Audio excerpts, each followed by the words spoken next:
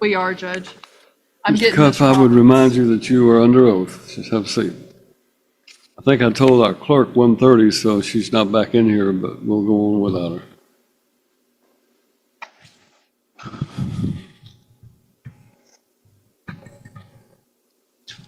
I'm getting Ms. Roberts' text together, Judge.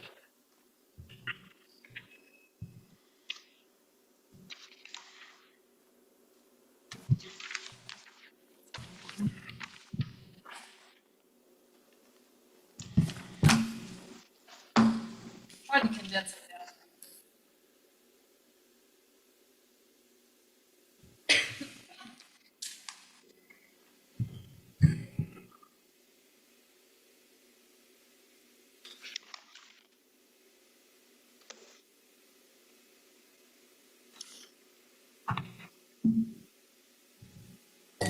Mr. Cuff, Mother's Day was this past weekend. What did you do to make sure that the minor child had what he needed for Mother's Day? Wasn't this past weekend, was it? Unless I'm badly mistaken. Weekend before last. Yeah. Time flies when you're having fun, Judge. What did you do to make sure the child celebrated the mother? I didn't do anything with Bryce with that regard. He did make something at daycare that he gave to his mother. You've heard your fiance say things to you about hurting Miss Cuff before, haven't you? Hurting Miss Cuff? Hurting Miss Cuff, yes. No. Okay, did y'all have a conversation about a gun? I believe you're referring to some text messages about an insensitive joke regarding Miss Cuff and gun safety course that she took, and her being a bad shot or something like that. It was not any kind of threat and was in a private conversation. Okay, was it after she had said that she would kill her before Miss Cuff could kill her? I'd have to see the rest of the context of the conversation. You two have engaged, you and your fiance have engaged on multiple occasions speaking negatively about Miss Cuff, haven't you? We've had some private moments of frustration, Okay. but nothing directly said. Well, and your minor child has been present for some of those conversations, correct? Not correct. Okay. And the minor child sees how you treat the mother, is that fair? I treat her with respect. Okay. Can you agree with me that you've not always been respectful since the two of you have separated? I disagree with that. Okay. Well, was there, I'll get to that in just a second, Judge.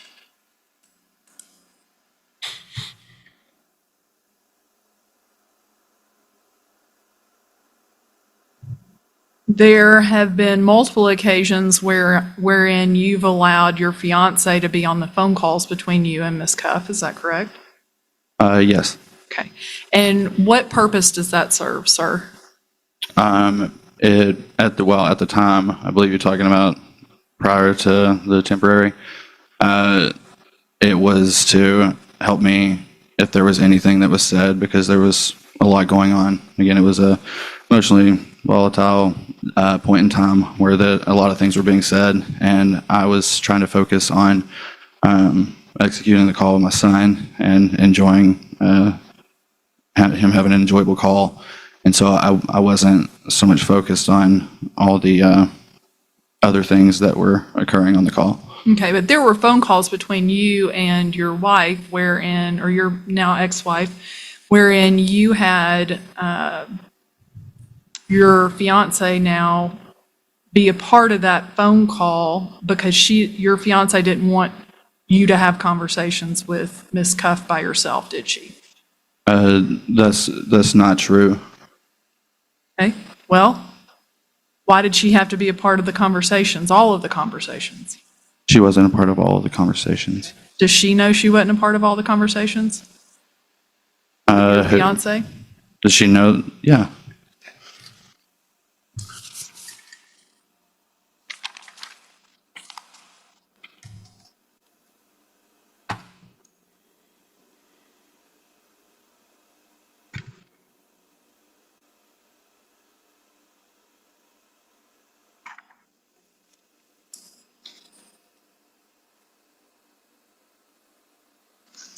Do you have conversations with your fiance wherein you were trying to deceive your wife about where you were and when you were back in February of 2025?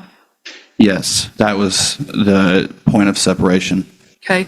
In particular, you were trying to think of how you were going to leave your wife and your son and go undetected to go see her. Is that correct? Which conversation? Judge, may I approach? You may. Start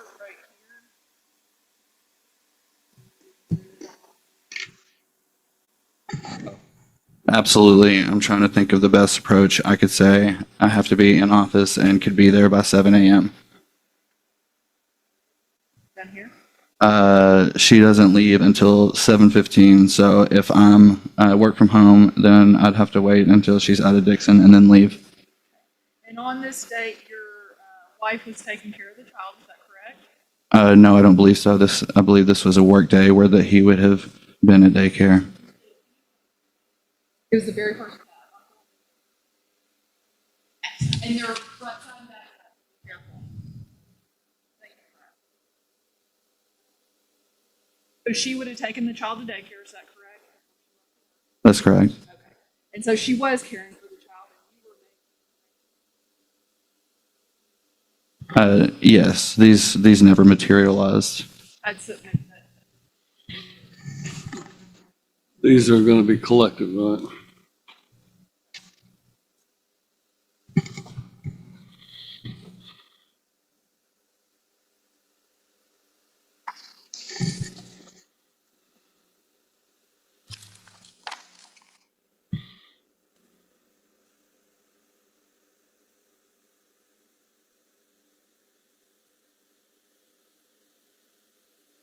Shortly after you left, based on you, is that correct? Shortly after you left the marital residence.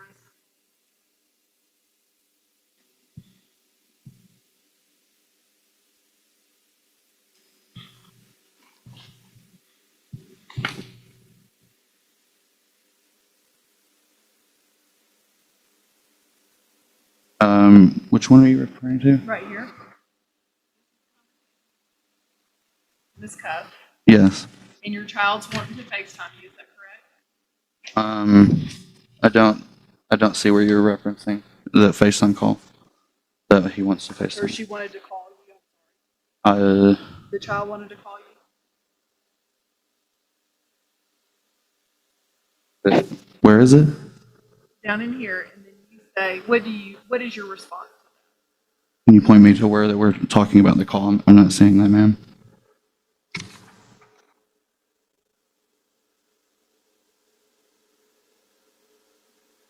Call you before bed and tell you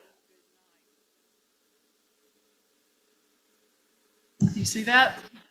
Oh, And what was your response?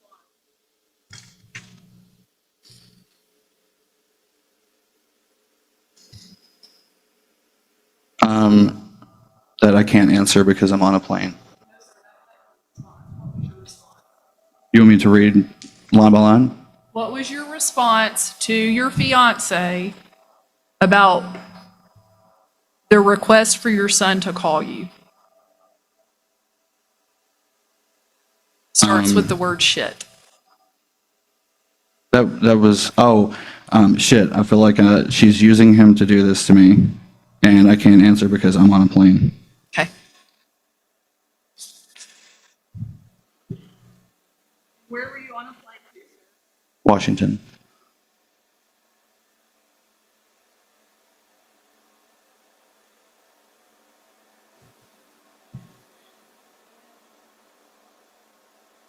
Asked you to call his mother, would you think that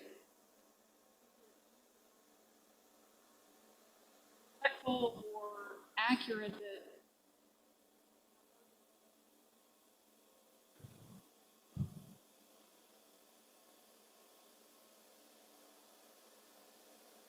to think that you were her child? I'm not understanding what you're asking me. Now, you thought Ms. Cuff was using the child to call you. Yes. Would you think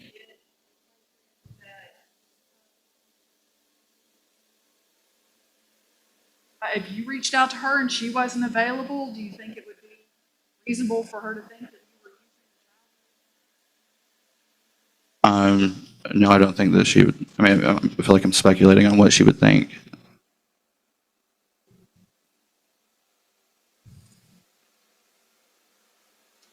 Start right here. She's called me twice and FaceTime 3 times. Apparently you. I'm just reading my messages. Yep, she's using the one thing that she can to try to force me to respond or answer. Oh, I'm fine with that part because I didn't get to spend some time with him, but I'm worried about her using this against me somehow. So, Or because I did get to spend some time with him. so at the time, she you were answering, you were on a plane to Washington, and your only concern was that she might try to use it against you in court. Was that, I don't know that I read that the same way that you did. Okay, well, tell me how you read it. May I see it again? She will try to use this against me. What does that mean?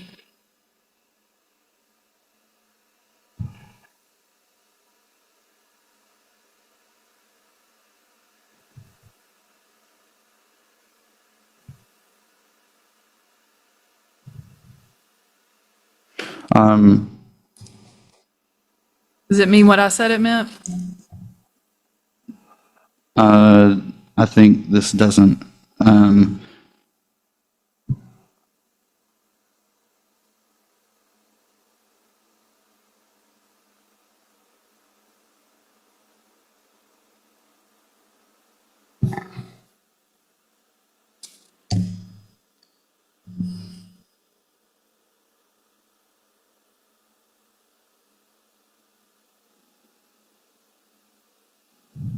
So, can you ask your question again? I think I understand now. You were concerned that she was going to use it against you in court because you couldn't answer because you were on a plane to Washington, correct? I'm not, was that part of the same conversation, like the same thread, Yes. same date? Then, yes. Okay. And when you were in the hospital with the minor child, do you agree with me, sir, that you considered leaving? Considered it. The marriage?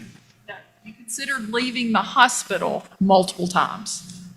I'm not sure. All I know is that I stayed there the entire time until Bryce was discharged. Okay, well, this might refresh your memory.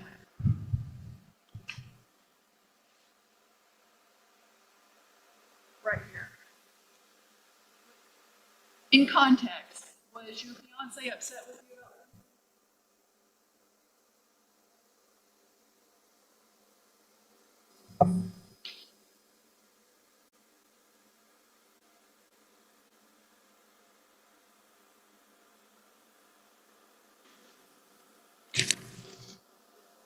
Was she upset? Yeah, was your fiance upset with you being in the hospital? I believe she was upset. It Okay. looks like about the subject that was being discussed. What was your response, sir? How can I make it better? I won't sit beside her. I want out of this. I want out of this, so you wanted out of the hospital. I wouldn't say that I wanted out of the hospital. It was, the context here is that this was a highly emotional part where that it was a fresh, I had just left and it was a very, I would say, awkward. She was asking me a lot of questions in front of Bryce about me leaving, and that was uncomfortable. In the meantime, you're texting with your girlfriend, and your girlfriend's in your earbud hearing everything. It was until we ended the call.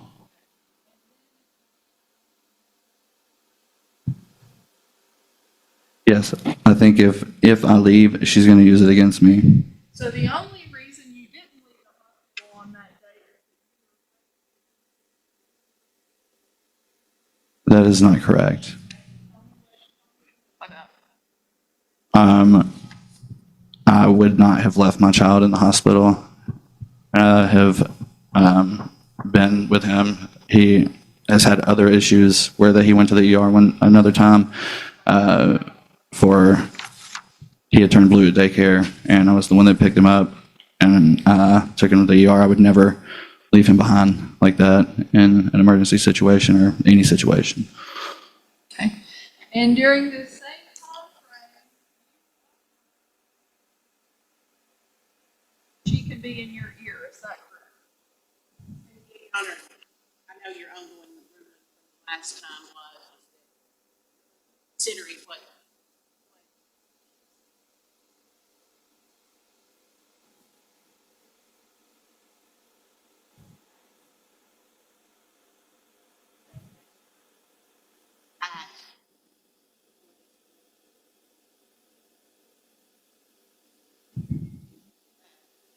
statements that are all out of court statements. Nothing I've said has been with girlfriends. Well, I reiterate my ruling that at this point, I am allowing these messages to come in as exhibits because I'm considering his statements in those messages and not the statements of the girlfriend. So I have understood that, as Ms. Duke said, she is simply asking him what he said. That's accurate.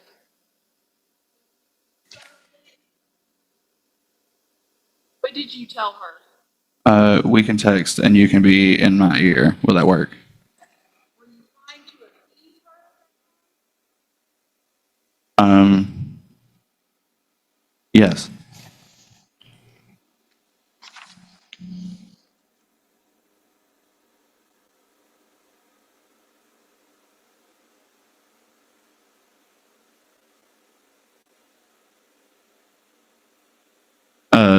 Are you asking during the same time period? Yes, while you're sitting there in the hospital on March 21st, your fiance, while your child is in the hospital. I believe that's on her side, is it not? And that looks like the towel from my bathroom. That was a FaceTime call with her, but I don't think that that is the date that I was. Same time?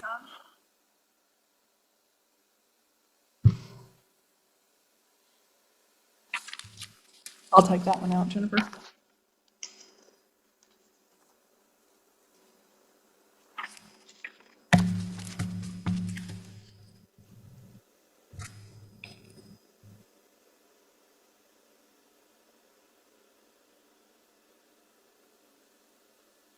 At one point while you were in the hospital,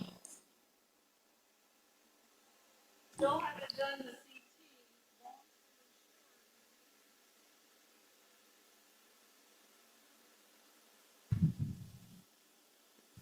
Yes, that. I can only imagine that must have been after we discussed that Bryce would be going home with her.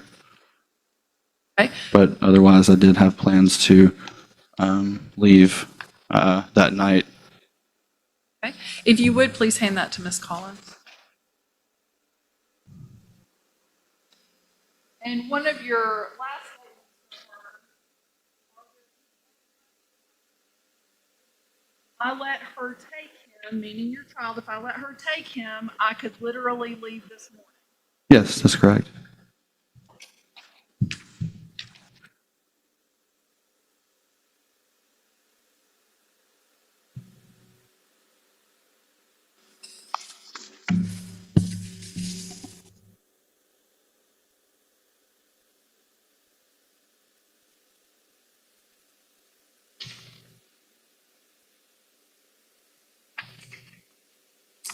Do you recall what you told her about if you didn't get visitation with your child at that first hearing? I do not. Okay. Do you remember telling her that you would move there That I would move where? to Washington? I do not. Okay.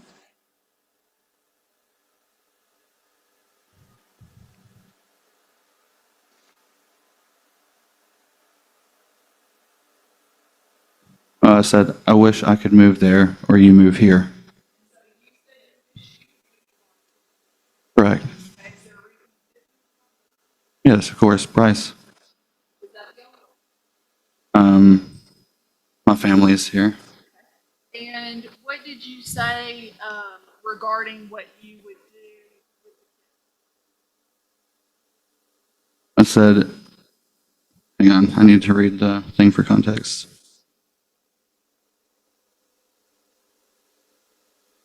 I said, yeah, I know. Honestly, we could just fly back and let my parents watch the kids. And that takes you out of the equation, is that correct? Your parents watching the kids? I believe that was referring to possibly a date night because we only have one kid, so that would have been referring to all three of the kids.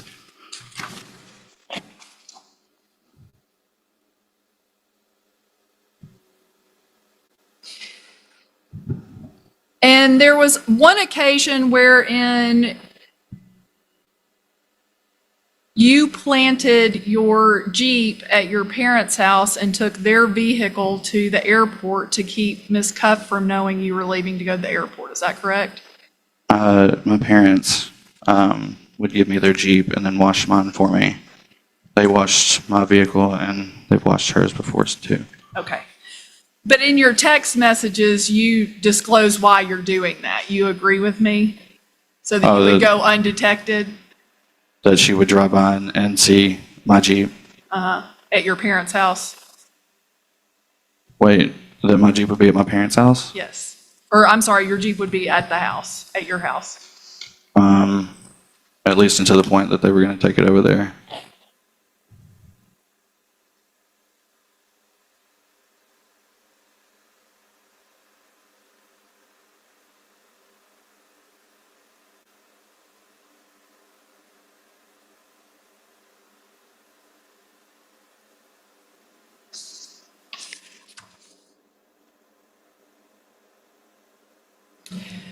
Was there another occasion when Ms. Cuff tried to FaceTime you and you were on a flight? I'm not sure. After you left your Jeep there? I'm not sure.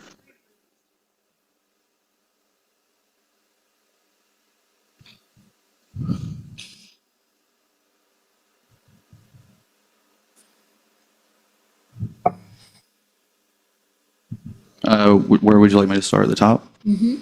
Yes, I had to get right with my parents. They backed off, let me drive their Jeep, so mine is sitting there. When Kayla comes, my mom unprompted asked if there was any way you would go on the cruise in May and we could go together. They actually think the world of you. She said you were really nice. Okay. And then on that next page, after you had already left and your child was still with your parents, what did you tell the girlfriend? I'm sorry, say that one more time.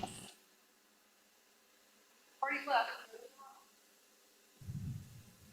What did you say on the next page?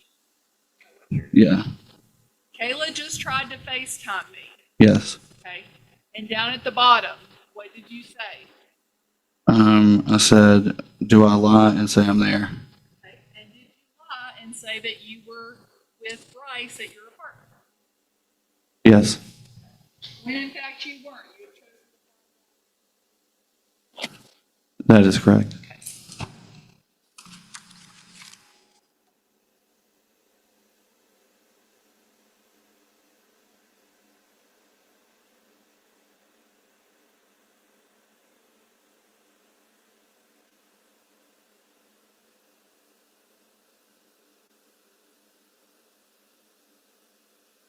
About subject matter, about what was going on? Is that fair to say, sir? Yes. Okay. And did you have a text conversation with her wherein you copied that text conversation, sent it to your girlfriend, and said, I'm fucking with Kayla? Yes. Okay. Sir, why would you do that when this is the mother of your child? I believe at the time that I was frustrated with the way that I was being talked to. It was not.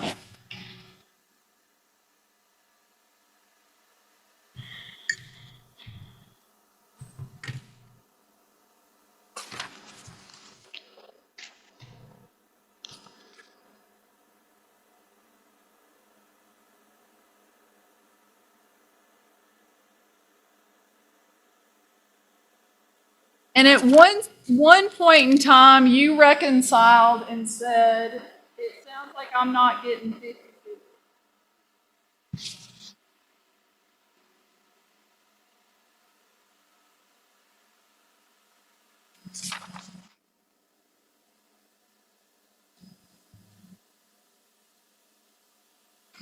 Um,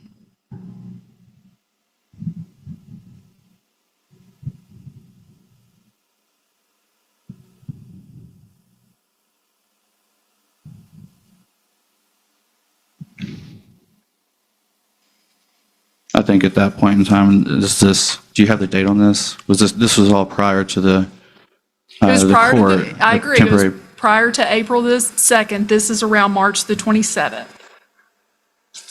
March the 27th? Yes, sir. I'm not sure what I was referring to. You weren't referring to custody? Oh, no, that is referring to custody. Looks like I'm not about to get 50/50, and then what does it say down below that? Read it verbatim. Yes. That's a good question. It sounds like I'm about to get fucked a little bit. Okay. If you'll submit that to Ms. Collins, please. Or do you allow your child to No, ma'am.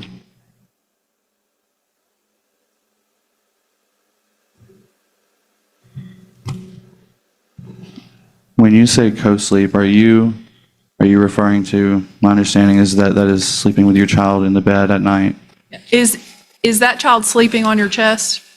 on the couch? Yes. Okay. Have you allowed your child to sleep on your chest on the couch? Yes. Okay. Judge, is that Ashley's child on your chest in that picture? Yes. Okay.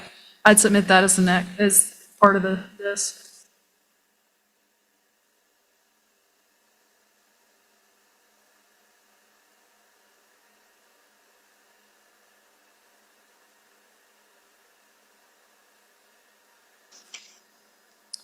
After court on April the 2nd, did you contact your fiance to tell her how it went? I believe I did. Okay. And did you tell her that you got that you agreed on something with Ms. Cuff? I don't recall the conversation as sure. Read this first one. Okay. I love you so much. I'm still reading, but I'm out of court and it's over with. Okay. And then what did you say? I agreed on something. I haven't figured out if I'm excited or not, but we're going to get a longer stretch together. And we're going to have to be married. And so on this date, you didn't know if you were excited or not, but you were excited because you were going to get a longer stretch of time to spend with Ashley. Is that correct?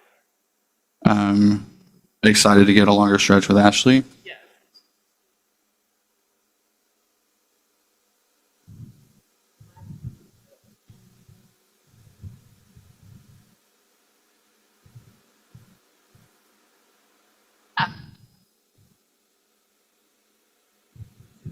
Sure. Sorry.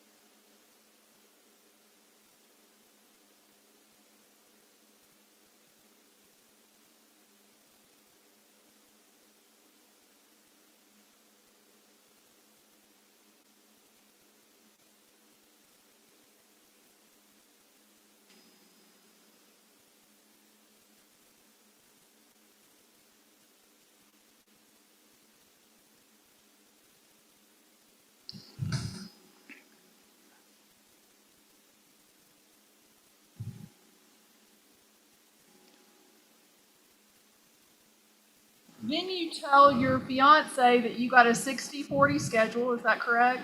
Yes, Okay, and then you tell her I won't be there this weekend, correct, with a sad face? that's correct. Okay, and then you have a crying face, and what do you ask her?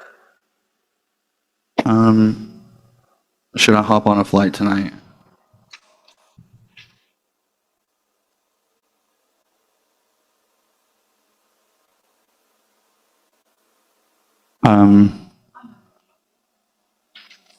Those, no.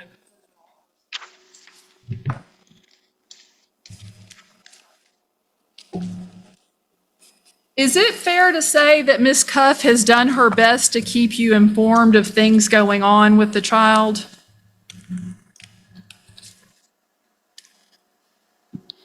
For the most part, there were a couple of things.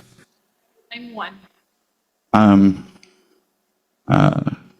Shortly after him being released from the ER for carbon monoxide exposure, she didn't inform me that there was supposed to be a follow-up visit with his pediatrician as soon as possible until I was able to get my own copy from the ER of the discharge instructions and realized that he needed to go. And I did the follow-up myself. Are you saying that she was neglectful in some way? I'm just saying she didn't follow the discharge instructions or provide me with the details that kept me up to date on what needed to happen. Were you there at the hospital with her? No, Okay, so she had taken care of getting the child. Where were you? I was in Washington. Oh, okay. So that was it was a hospital visit where you couldn't be there. During my non-parenting time, I was in Washington, and she had accidentally locked him in the garage with the car running for Okay. 10 minutes. He fell asleep in the car, is that right? I don't know if he was asleep or awake. Okay, and she didn't actually lock the garage, it was an issue with that garage door is sensitive, is that correct? No, Y'all have had issues with that garage door before.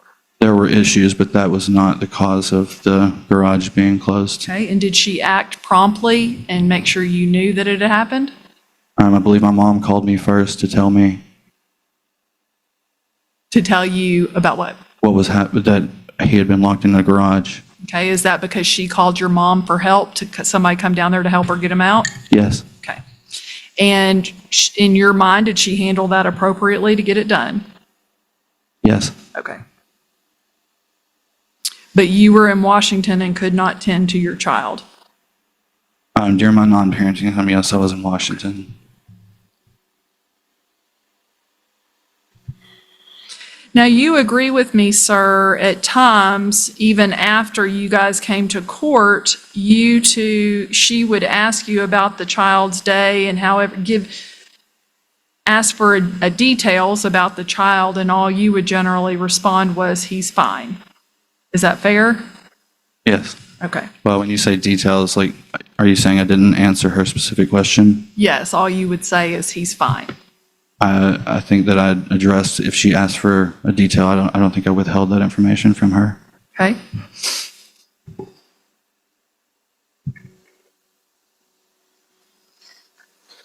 This is on the 8th.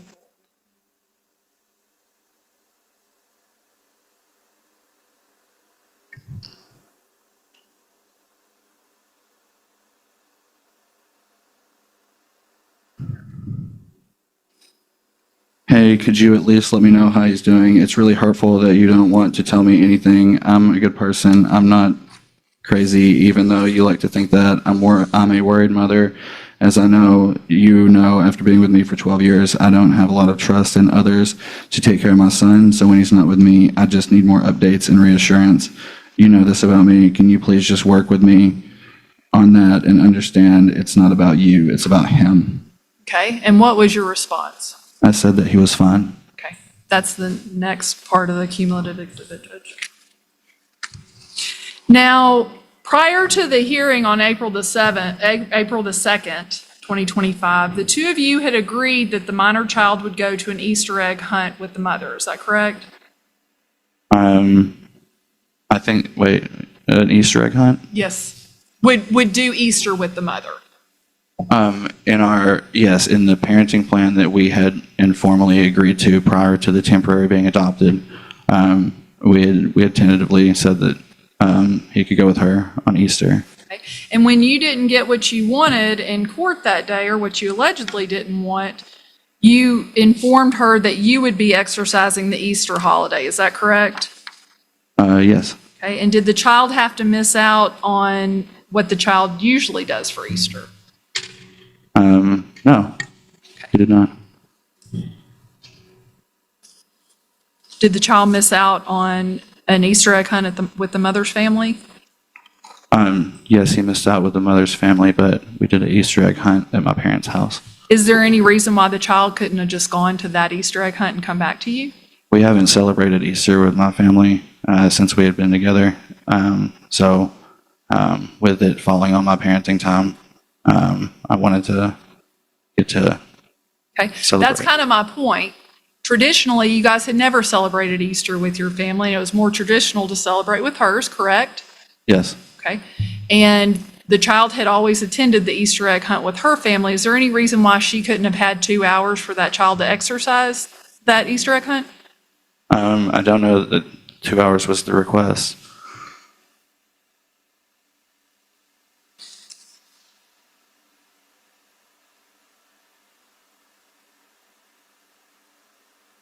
On April the 14th, ask you. How was Bryce this morning? Okay, did you respond? No, Okay, when did she follow up? at 5:55 p.m. So some 8 hours later, she asks you what? Wait, I'm sorry, what was the question? What did she follow up and ask you at 5:55 after you had Oh. not responded? She said, "How is Bryce?" And what was your response? He's eating. You want your call at when he's in the bath, probably about 6:30 or before. Okay. If you'll hand that to Ms. Collins. Can you agree with me that that's how these conversations with Ms. Cuff went for some time? Sometime. I think that shortly after, probably midsummer, I got better at responding and giving updates anytime that she asks. I think sometimes that yeah, I miss the fact that I get a notification. So messages that they go unread. I also try to provide pictures when he's with me on my parenting time so that she can stay connected with what he's doing. Okay. So on April the 15th,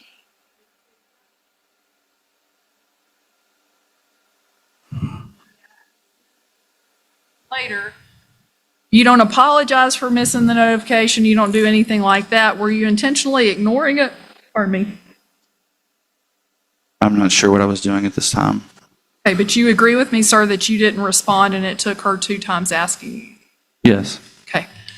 If you'll just submit that to Ms. Collins.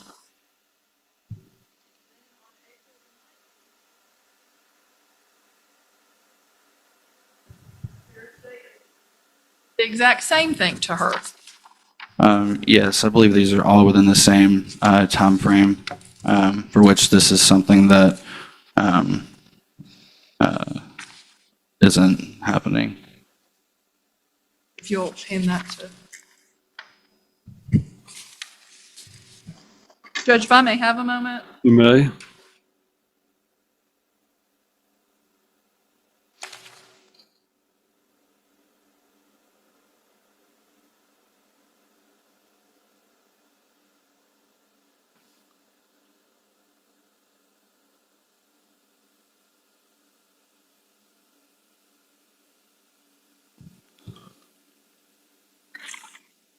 You pay daycare right now, is that correct? Yes, ma'am. It's $910 a month, is that correct? Yes. Okay, and what portion of insurance is for the child, do you know? I believe it is $364. Okay, is that for you and the child or just the child? That is just the child.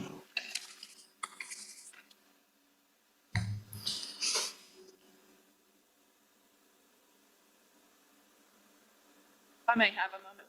All right.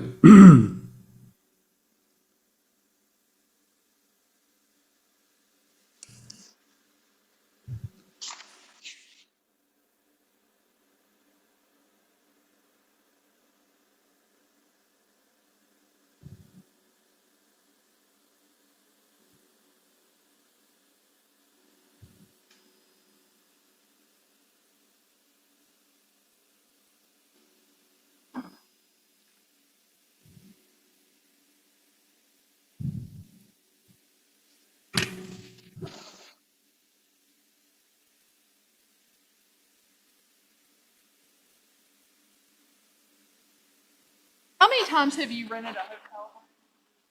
Fiance? I don't know that I've personally rented the hotel room. Has she rented them for you? Yes. Okay, have you helped pay for them? I don't think so. Okay, how many hotel rooms have y'all been in together? I don't know an exact amount. Okay. Has the minor child ever been in one of those hotel rooms? He is not.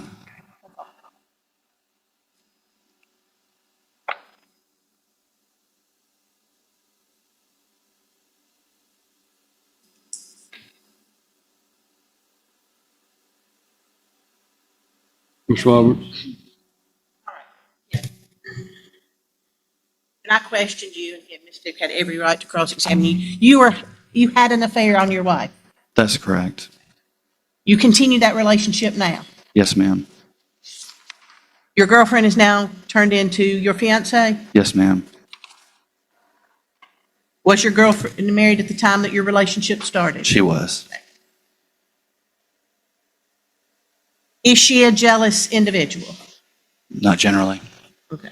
Well, some of these text messages that they've done, what business of it is yours, of your girlfriend is if you're having conversations with the mother of your child? I'm not sure. Did you ever tell her and say it's none of your business? You know I'm married, you know I have a child? Did you ever tell Miss Ashley that? No, I did not say that to her. Why? I don't have a good answer for that. I just didn't. You left to go be with her when it wasn't your parenting time, correct? I did that on 2 occasions prior to the temporary parenting plan, and since that moment, that has not happened. Aside from them, the Gammy and Pop Pop, and me running errands within the first right of refusal. So all of these things about when you flew out and you did this, and there's a lot of conversation that's gone on direct examination. On how many occasions have you flown to Washington State since you started a relationship with Ashley? I don't have a count for that. Did you go every weekend, every other weekend that you didn't have your child? I did. I went every week until she moved here. And when did she move here? October 21st, I believe. You developed a relationship with her children. I did. Do you want her to develop a relationship with your child? I do. Are you capable of setting boundaries and saying that your relationship with your ex-wife is really none of her business? Absolutely. Obviously, she has trust issues with you. Ashley. Yeah. But do you also understand that she cheated on her husband? Yes. Do you have the same trust issues with her? Not now. Okay. Are you going to allow this lady's trust issues to interfere with your parenting of your child? No, and I have not.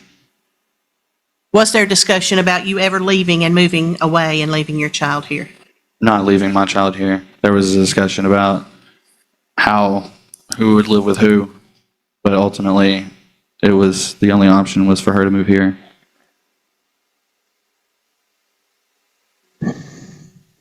Who is your priority? Bryce. Has that ever changed? That has not changed. What allergy testing did you miss? I missed one allergy testing. I believe it was possibly the second round. Again, it was during a period of time where it didn't feel like we could be in the same room and that be a good environment for Bryce. Okay. But you left to go to Washington. Yes. Now, tell me about this carbon monoxide issue. I got a call from my mom frantically on July the 4th, where that Kayla had called her very emotionally disturbed, like upset, and Bryce was locked in the garage in his car seat, strapped in his car seat. It was a large vehicle. She had a Jeep Wagoneer inside of the garage, and she was locked out of the house, and she couldn't gain access to the house or the garage, and the garage door had closed. The thing was, essentially, we had it set up to where the garage door would automatically close every night at 8 a.m. And basically, the garbage can was at the road, and Kayla left Bryce in the car with it running, strapped in his car seat, and walked to go get the trash can from the road and bring it in. When she got to the end of the road, she didn't realize what time it was, and the garage door automatically closed, locking him inside. She was not able to get the front door unlocked, so she called my mom, who then called me while she ran to a neighbor's house that was an ex-firefighter from California, and he came over and was able to gain access through the back door and get to Bryce and get him out of the car. And then after that, she called me and was she was very upset. I think she had my parents take him for a moment to ride him on the golf cart while that she had emotionally calmed down. And then I had a discussion with her on the phone where she was reluctant to want to take him to the ER. She said it was fine, and I urged her to take him to the ER, and she did. And she called me on the phone while they were there, and then the rest I'd already talked about with the testimony with the discharge instructions and such. But yes, he got locked in the garage. And that happened this past in July 4th in 2025? Correct. And do you think she did it on purpose? Of course not. It scared her, didn't it? It scared both of us. Well, where were you? I was in Washington. Okay. But have you ever used that event that she caused that could have resulted in the death of your child as anything against her? No. Would you even consider doing it? No. It was an accident, wasn't it? It was. But yet, because you didn't go to an allergy testing, you're less of a parent than she is. I don't believe that's true.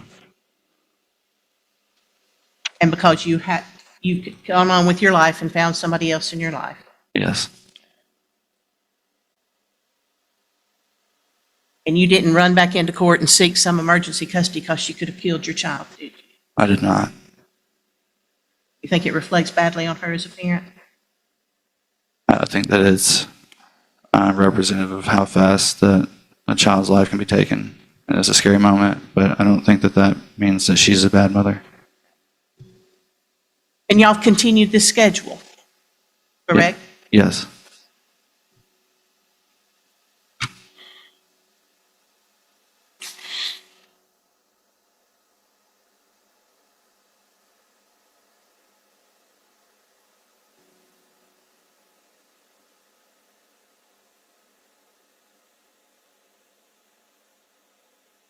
I believe that's all. Thank you. Ms. Duke? You agree that she didn't choose to lock your child in the garage door, did she? She did not know. Okay. But you chose to go outside your marriage and spend time away from the home, correct? Yes, I had an affair. And she repeatedly asked you to help her get that app on your phone so she could control the garage, correct? No. And you guys never got it installed on her phone in order for her to have the app to open it? Are you talking about prior to me leaving? Yes. Oh, I don't recall if it's possible that we talked about getting it installed, but it wasn't a priority until. And you set up that garage where that it would close at 8 p.m., didn't you, sir? Yes. And then you walked out on your wife and were not living in the marital residence of your own behest, setting up your own apartment and left her to have to deal with that if it ever did get shut? Yes or no? That I left, that the garage door still closed at 8 p.m.? Yes. Yes. And she had no control over that, did she, sir? I mean, technically, yes. How did she have control over it, sir? She could reset the garage door opener. Did you ever show her how to do that? No, I would have to look it up myself.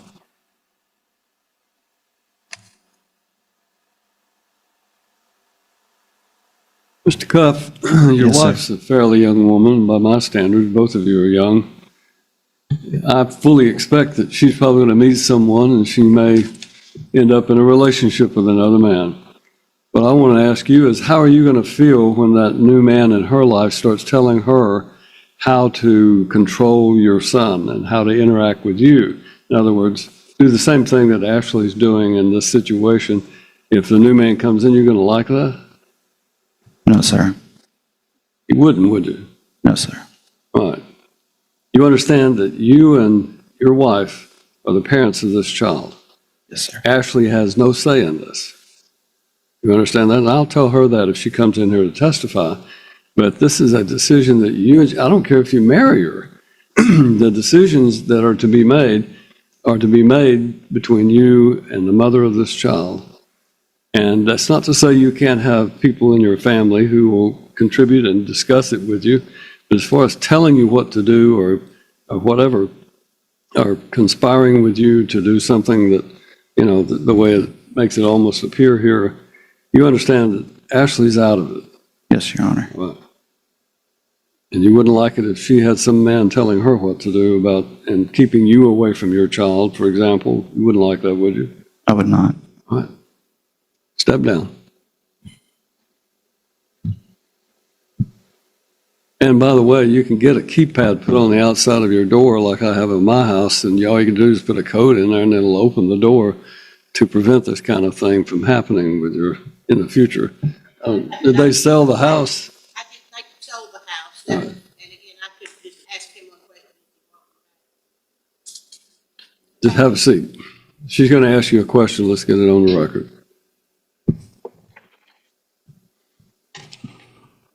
Why you're now ex-wife or not? I don't know.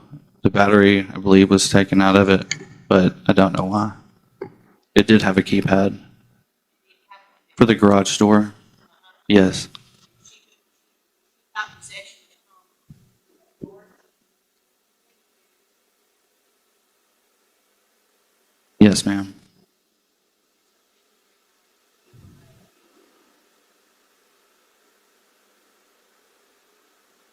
Yes.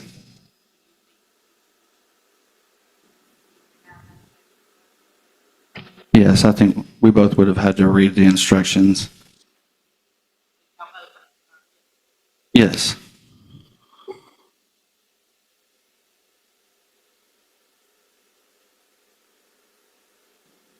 Yes. No, she did not ask me to do that. Sir, she asked you to help her download that app, correct? Yes. And you didn't do that, did you, sir? Help her? Download the app, correct? Yes, we never downloaded the app. Okay, that's all. Well, hold on. I do need to correct that. After the incident, we downloaded the app and she got signed in with no issue. It took 10 minutes. You finally transferred ownership to her, correct? No, I did not. That's all, Judge. How do you download an app for that? Go to the App Store and search for, I think it was MyQ was the name of the app, and just download it. You know why she needed help to go to the app, to open up a cell phone and to go to an app store? I don't think downloading the app was a priority at the time. Okay. Just wanted it. And exactly, she could have done it. She could have changed it, done anything. It was a mistake. It was a tragic accident, wasn't it? That's correct. And have you blamed her for it? No. But now it seems like she's blaming you. Yes. She just believes you're a terrible human being. But do you have concerns that a woman that can't even open her cell phone and open an app has the capability of caring for a child? I don't have concerns about her caring for a child, I guess, but I guess I feel like she could have probably downloaded the app. But she wants I'll stop there. Thank you, sir. Told you she couldn't get it connected.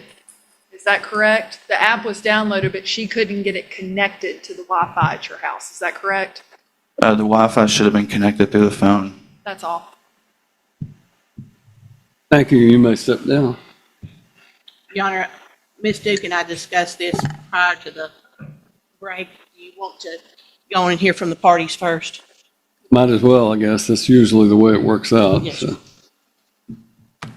Ms. Cuff will need to come forward and be sworn.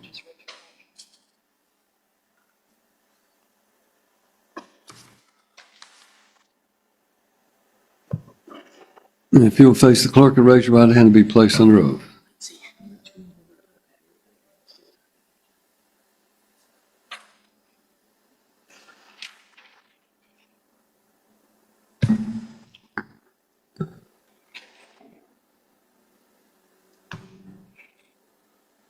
If you would, please state your name for the record. Kayla Michelle Cuff. And Ms. Cuff, where are you currently residing? I'm living at 508 Mandalorian Way in Dixon. And is that a new house for you? It is. Okay. When did you move? April 20th. And you purchase that home? I did.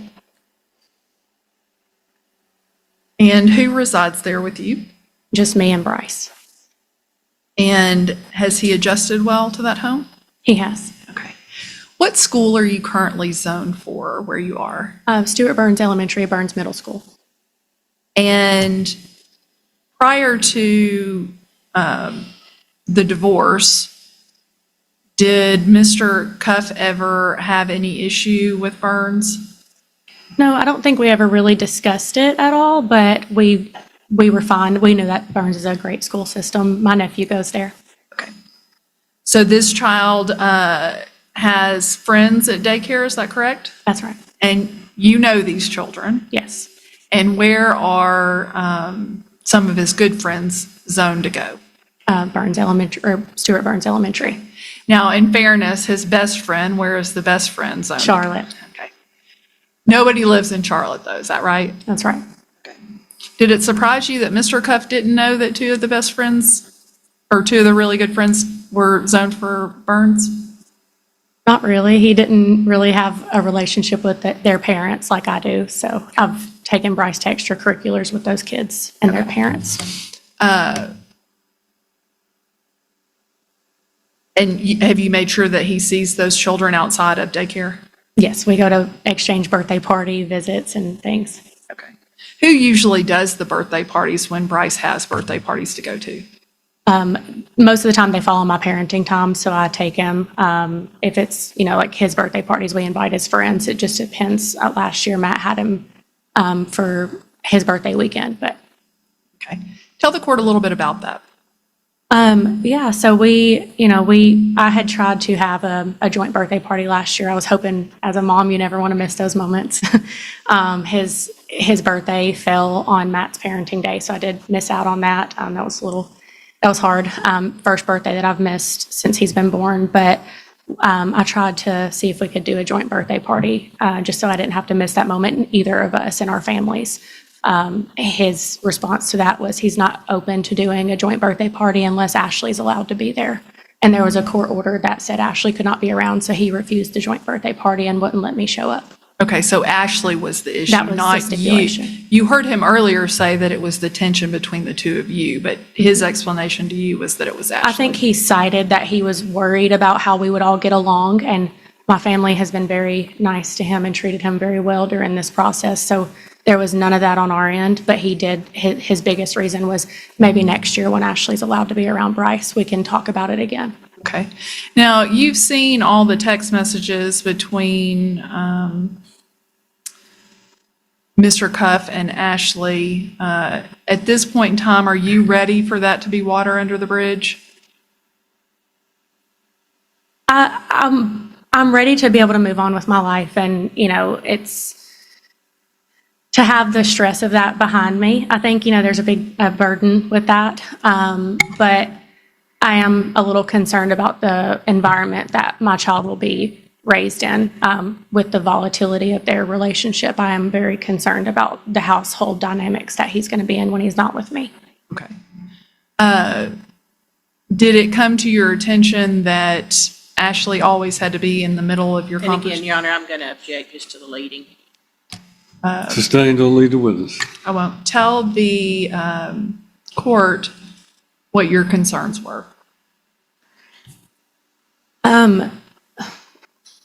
Some of the things that just with Ashley just being involved in every decision it felt like we made, she had to be involved in those things. She was on our calls. It felt like we could never co-parent and make any decisions on our own without her being involved and telling him what to say and to respond to me every time, but also just the comments that she had made jokingly, as he says, about harming me. That's very concerning. I think my biggest concern is the safety of my child, and that she found her way into my marriage and has disliked me. I've never met her, and has made jokes about harming me, even though she found her way into my marriage. I didn't seek her out. And so I have a hard time feeling like she can put those feelings and hatred for me aside and treat my child fairly when the child is a big sense of the jealousy that she has. He's a big part of, that's something that Matt and I share in common. And I feel like that is our child, and it is hard to feel like she is going to be able to treat my child like she treats her own children, after just And seeing the again, way Your that Honor, she's I'm going to treated. object to as I understand, she's talking about, and I may have, what someone else had told her about how this woman treats her children. She didn't say anything about that. I didn't take it that way. I understood her to say that she's basing it upon things that she's understood, that the interference that Miss Ashley has shown and the supposed jokes that have been made about harming her cause her to be concerned about. I'm sorry, I whether or just not- heard something, I may have misheard that. What Matt Well, said. in any event, I would not consider what she was saying if it was based on someone else's. So. And do those concerns continue today? They do. Okay. Is this she stole Matt, so I'm going to stick it to her and she can't be around my kid scenario? No, it's not that. It's truly, as a mom, I only want what's best for my son, and I truly do feel like that is not a good home environment for him to be raised in. Okay. And how long after Mr. Cuff told you he was having conversations with her did Mr. Cuff introduce the minor child to Ashley?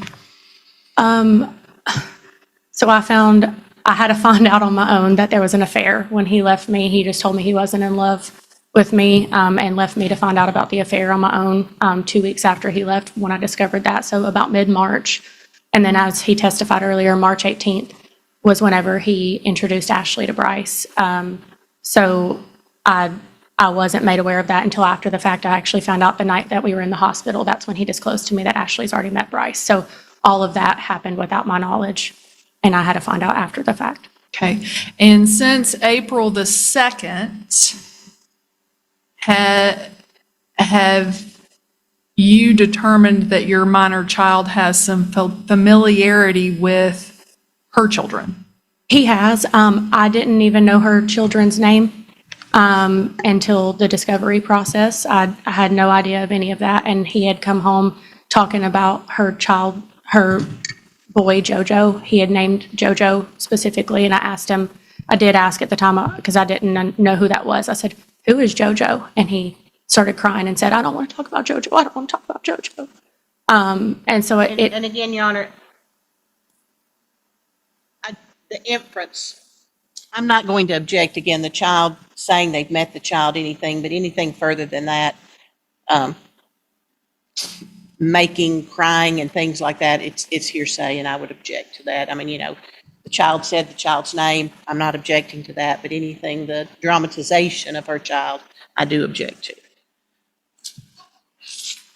and the dramatization of Bryce is what Yes. you're referring to? Yes, Your Honor. I mean, again, anything that the child said is hearsay. If it's not, and again, I wasn't going to object until the fact that she started dramatizing some conversation she had with the child.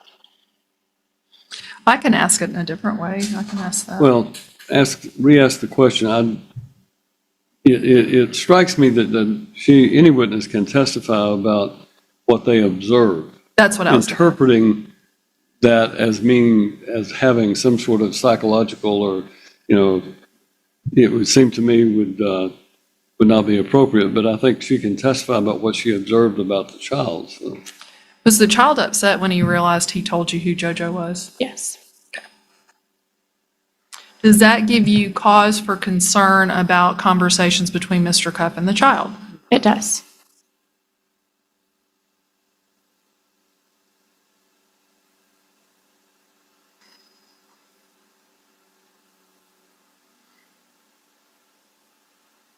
What are you currently earning at Medify?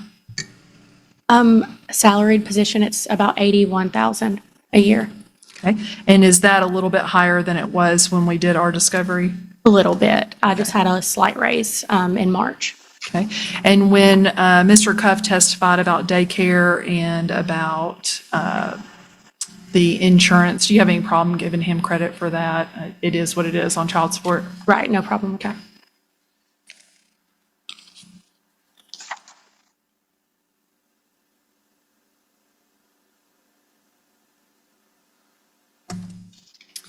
When the two of you resided in your first home together, did you make improvements to that property that would ultimately help sell that property?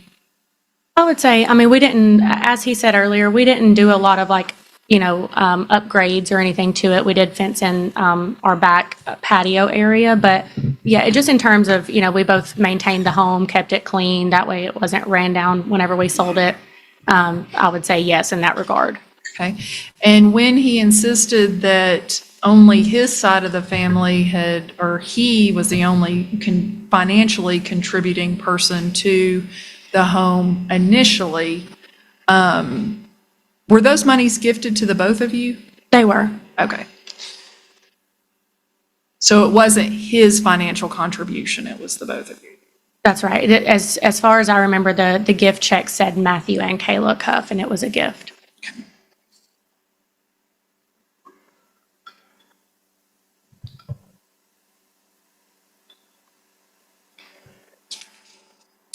Now, initially, when you were doing the 4-3-3-4 schedule for like 30 days, how long was that you were doing that?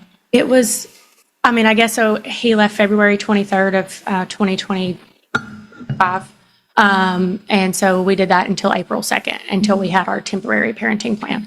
Can you tell this court what Mr. Cuff told you about what you had to do? Yeah, he told me that it would not be good for me legally, I think were his words. I had no legal ground to stand on to withhold Bryce from him. And that since we were married, he was basically entitled to 50-50 custody, and that there could be legal implications if I didn't agree to that. Okay. Did he scare you at the time? It did. I didn't have legal counsel yet, so I'd agreed to that because I didn't want to do anything that would hurt me in the long run with Bryce either. In the history of this child's life, have you been the primary residential parent? I have. Okay. Now, do you agree with me that absent this affair and the implications of Ashley into your marriage and into your parenting, is he a decent dad? Yeah.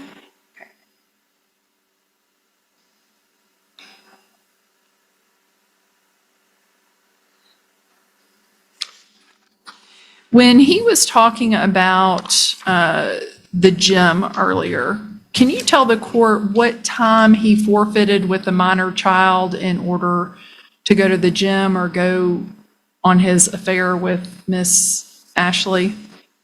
So when his gym time has kind of changed over the years. So I think he was saying earlier too, he used to go on his lunch breaks, and then, at some point he started getting up and going at 3-4 o'clock in the morning.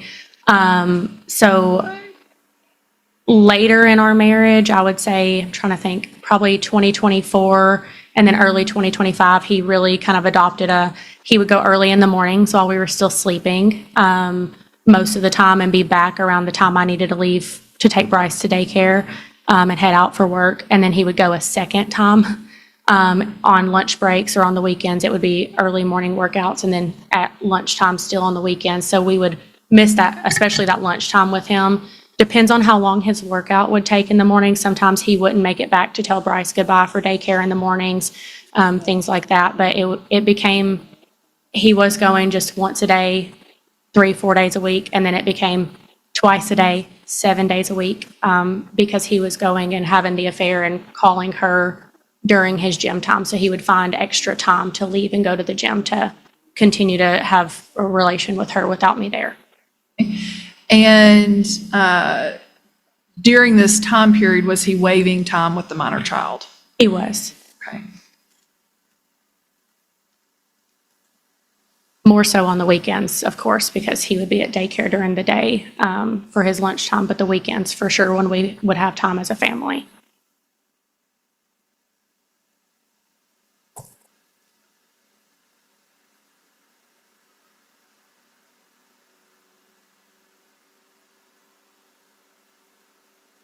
Let's go ahead and address the garage door issue real quick. A custody battle took a dramatic turn when text messages revealed secret trips, lies about his location, and a fiancé heavily involved in conversations with the child's mother. The judge wasn't focused on the affair itself. He focused on one key issue. Parenting decisions should be made by the mother and father, not new partners. In the end, the case became a powerful lesson about co-parenting, communication, and putting the child first. What do you think? Let us know in the comments and subscribe for more courtroom drama. Is that an issue that you had tried to resolve with Mr. Cuff prior to it happening? It is. So there wasn't, I'm aware of how to download the app. I had the app downloaded. When we were still married, this was a problem. So we moved into our marital home in July of 2024. And by October of that year, the garage door button was faulty. We contacted the builders.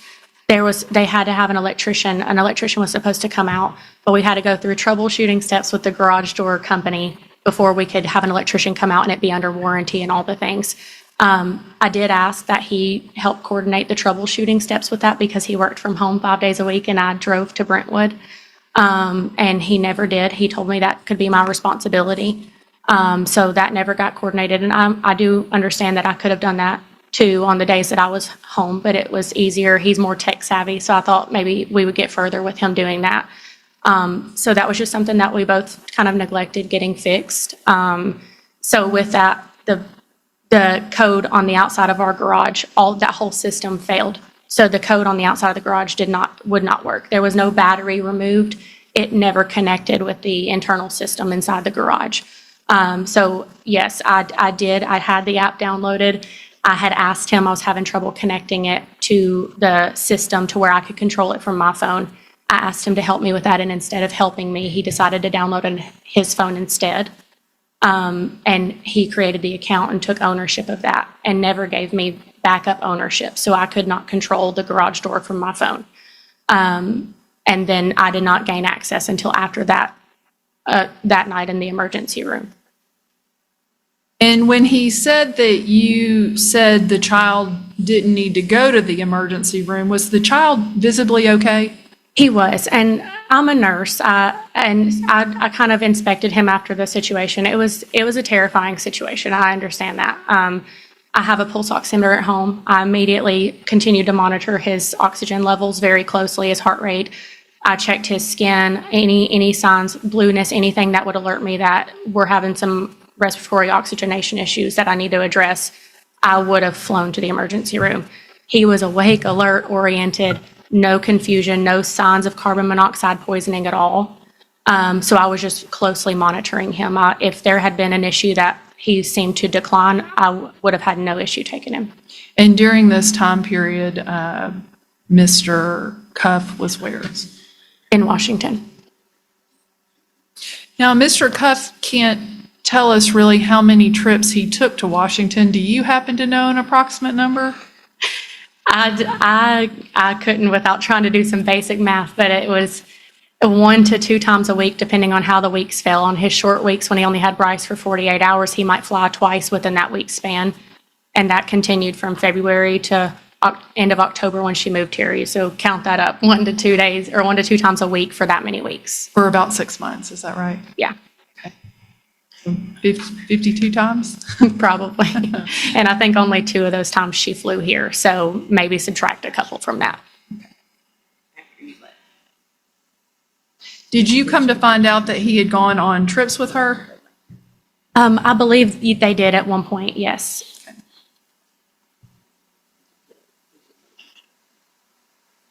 Now, since the entry of the order, during Mr. Cuff's time with the minor child, were you headed to the grocery store on one occasion? And tell the court what you found. Oh, yes. So it was on a Sunday, I believe, during his parenting time. I was headed to the grocery store, and on my route that way, I passed the gym. And I was going straight across from the gym to Kroger grocery store. And Ashley and Matt were both at the gym that day. Both of their Jeeps were there, kind of parked right in front of each other. So it did alert me that my son's not there because gym doesn't offer daycare on Sundays. So my son is with someone else I'm not aware of, and he's at the gym with Ashley. Okay. And did you happen to go back by after you had been at the grocery store to verify that it was over the 2-hour limit? I believe I did. I believe I did that day. You may.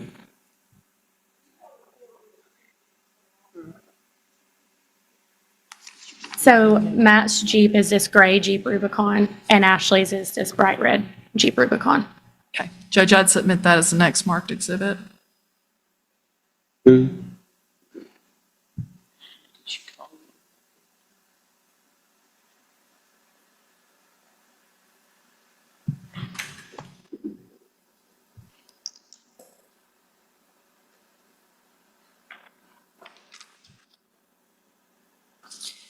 You heard Mr. Cuff's testimony that he has gotten better about discussions with you about how the child is. Is that accurate?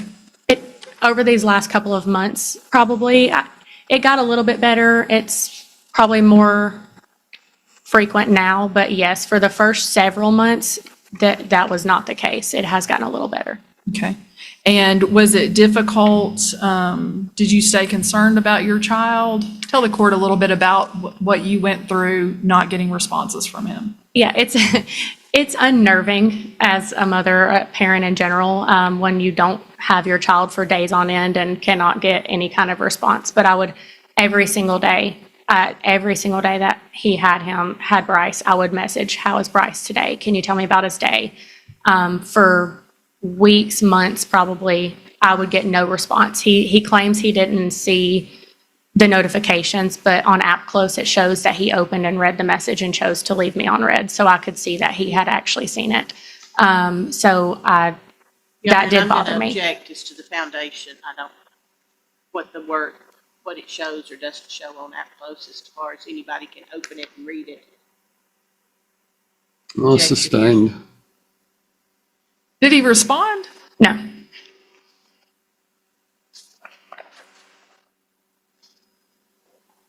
Did he ever complain that there was a lag for him getting notifications?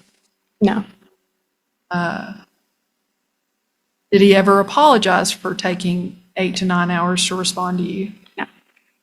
Did he ever give you any excuse for not responding sooner? Now, on March the 28th, 2025, can you tell the court about that incident? About the Jeep? Yes, so that was a day, so that morning, Bryce went to daycare. And I think, if I'm recalling the day, I think that was the morning that I dropped him off at daycare. That might have been a Friday. Don't quote me on that. But I would drop him off at daycare that morning, and then my parenting time would end later, and Matt would pick him up. Daycare had messaged and said he was running a fever, or sorry, not running a fever. He had diarrhea that morning, and they said if he has diarrhea again, he's going to have to go home. So Matt ended up saying, hey, I'm going to go ahead and pick him up from daycare. And I said, he might have just been a fluke. Why don't you leave him and if he gets sent home with a second bad diaper, then we'll cross that bridge when we get there. He decided to go ahead and pick him up anyways and bring him home. Okay, I'm sorry. I just realized as I'm telling this, I misspoke at the beginning. It was not my parenting time when I dropped him off. It was his parenting time when he dropped him off. And so that's why he was able to go get him, pick him up at that time, or else it would have fallen on me. So it was his parenting time. He took him, he picked him back up because he was potentially getting sick. That night we were exchanging. I was going to go pick Bryce up that night from his apartment. And he alerted me that I would be doing the exchange with his mother, who I did not have a good relationship with at the time. And I did not feel comfortable doing that. But he told me he was not going to be present during that exchange, but that he would be there. His mother would just bring him down to the parking lot to meet me. He did end up sending me screenshots of how to get to his apartment. It was the first time that I'd ever been to his apartment. So he sent me a screenshot of the Apple map and drew lines of, here's where you're going to drive, you're going to turn this way, here's where my Jeep is, and sent me a screenshot of his location showing his Jeep was there, and then specific directions. When I got there, his parents' truck was there, the Ford F-150, white Ford F-150, and his Jeep was there. But I had a feeling that he was not really there. I had been asking for updates on Bryce throughout the day, and he would say, oh, he had 4 chicken nuggets and some French fries from McDonald's for lunch. Hey, he just had a pee diaper. Hey, he just had a poop diaper. And that was abnormal for him to give me those kind of updates at the time. So I felt like he wasn't really there. His mother did come out and do the exchange with me, but then I later learned that he was not there. He was in Washington. He had gotten their white Jeep Rubicon and drove it to the airport to park to fly to Ashley's house and leave Bryce with his parents on his parenting time, and planted his gray Jeep Rubicon in the apartment parking lot to trick me and make me think he was still there. Okay, and is this a copy of?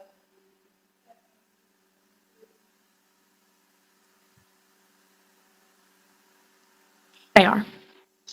And, sorry, this is a continuation of that.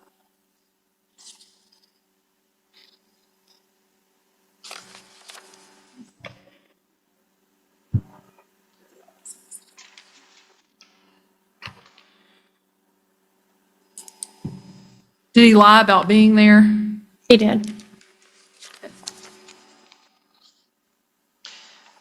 I'm going to go ahead while Ms. Roberts is looking at that. Shortly after the separation, did you have a really good relationship with his mom and dad? I did. Okay. And at some point, did you find out that tell the court what happened? So for about the first 2 to 3 weeks or so, I would say probably 2 weeks after we split up, I was always very close with his parents. They always told me I was the daughter that they never had. He was an only child, and they loved me, and I loved them. After he left me, they were fully supportive of everything. They were trying to help me figure out how to get back on my feet and figure this out, and help me with Bryce. They were very angry. Neither of us knew that there was an affair happening. So we were all trying to save the marriage, and they got very angry that he wouldn't answer any of my calls, any of his parents' calls, and talk through what was happening. It happened super abruptly, just overnight. And they were telling me things like, we don't care. Hearsay. Don't say anything that they said, because that is hearsay. Okay. But at some point, did the relationship cease? It did. Within about 2 weeks, there was a complete switch, and then we had no relationship after that. Okay, and was that your doing or their doing? So I did say something to them at some point, because I don't know if I'm allowed to say it. So they, Did you come to find out some things had been said? yes, yes. And I did address that with them and told them that it bothered me to know that they were not telling me the truth about some things. And when I did, they started yelling at me and being hateful to me, and completely cut ties with me after that for standing up for myself. Okay. And after that incident, did his father do anything regularly? Yes, so we lived in the same neighborhood as them, as he said. They lived about 5 houses down. His parents would drive by my house regularly and blow on their horn, just lay on their horn every single time they drove by my house. It went on. It was almost every single day, sometimes multiple times a day. They weren't stopping. I don't think it would have bothered me if it felt like maybe they were trying to stop to mend the relationship and see if I would come outside. They weren't. They were just driving by and just blowing their horn off their car. On one occasion, they woke Bryce up from a nap when I was trying to get him to sleep before his friend's birthday party. And I asked multiple times for that behavior to stop, and they told Matt that they had never done that before and that I was lying to him. Okay. And did it stop after I mentioned it to Ms. Roberts? It did. Never happened again after that. Your Honor, again, I'm going to object to number one, I don't know how she knows what mine and Ms. Duke's conversation was and what I did and what I didn't, but Sustain the objection. I will stipulate I never told them to do it. It's all together. This is all one. Did it stop after you mentioned it to me as a concern? It did. Okay. Now, tell me about that text message.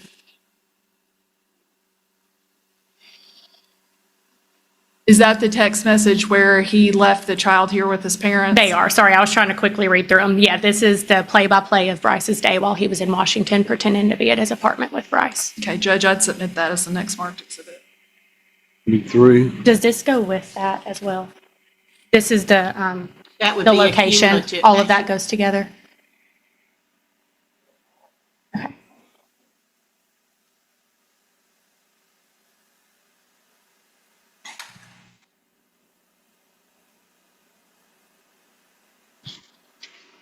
Now, when the child was an infant and Mr. Cuff was working out all the time, were you the sole provider for the minor child overnight?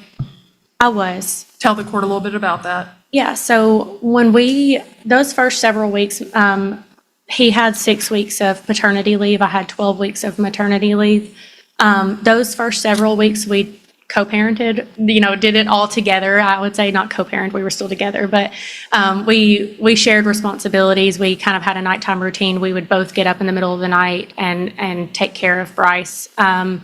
Once he went back from his paternity leave, he was already going to the gym early mornings at that point. So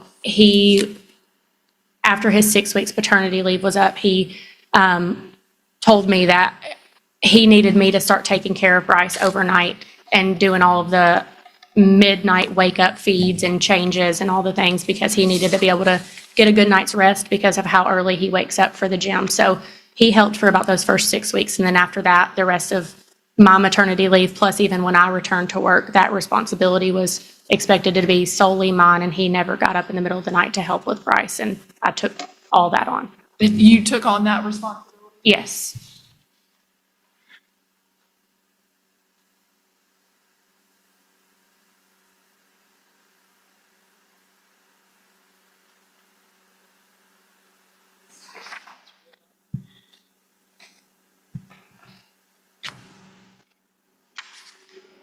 From 2/14 to the end of March, when your minor child was supposedly spending half the time with Mr. Cuff, minus the exhibits that we've already submitted, is this a copy of all the text messages between Mr.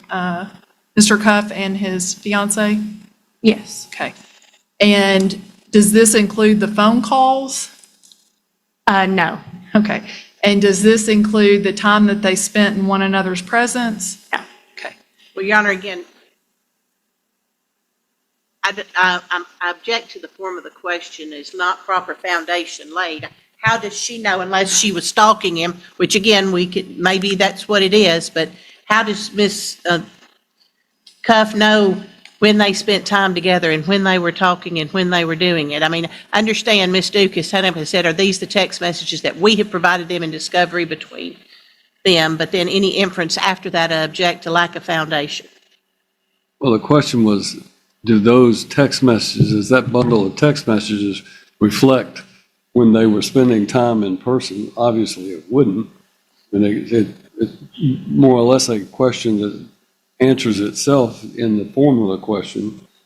So Well, again, the frame of reference. I for the assume I assume you both understand that some of these questions you're asking are being done for the performance for your client, that they're not beneficial to me. I fully understand that stack of questions does not reflect the time that they spent together or the telephone calls they may have had together. But I understand that may be something you need to establish. Well, and I'll just tell you, my point in this line of questioning is that it took away from time with the child. It's not for performance per se, but were you concerned about the time he was actually spending with his child? I was. Okay.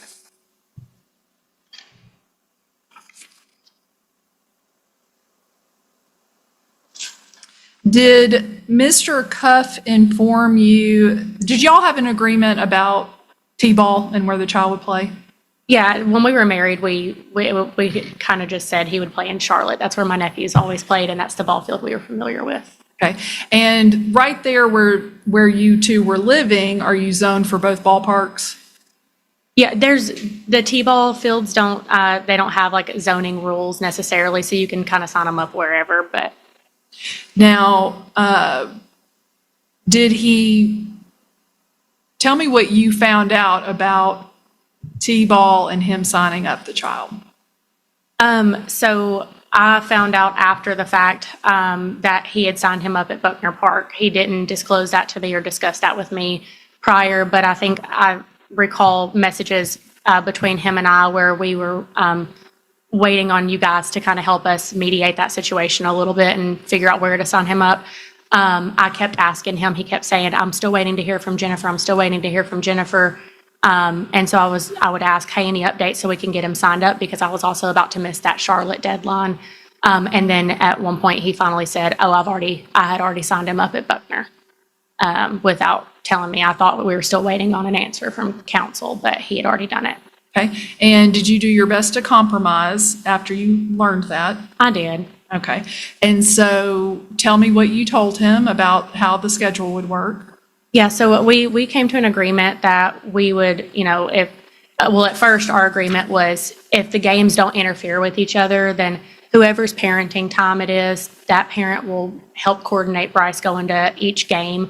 If the games, so for instance, if Matt signed him up for Buckner Park, if a Buckner Park game and a Charlotte game both fell at the same time, he could choose Buckner Park because that's the league he signed him up for, and vice versa.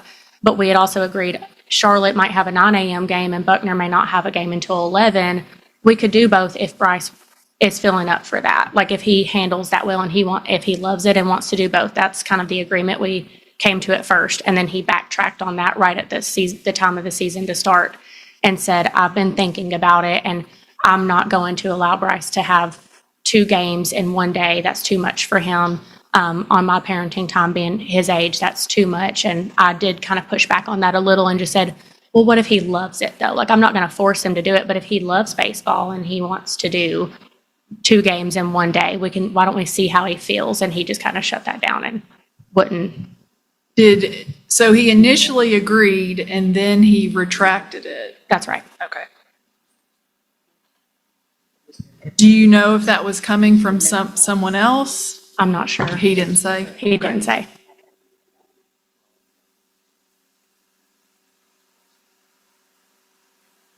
Now, you heard him say that you had some issue with snacks.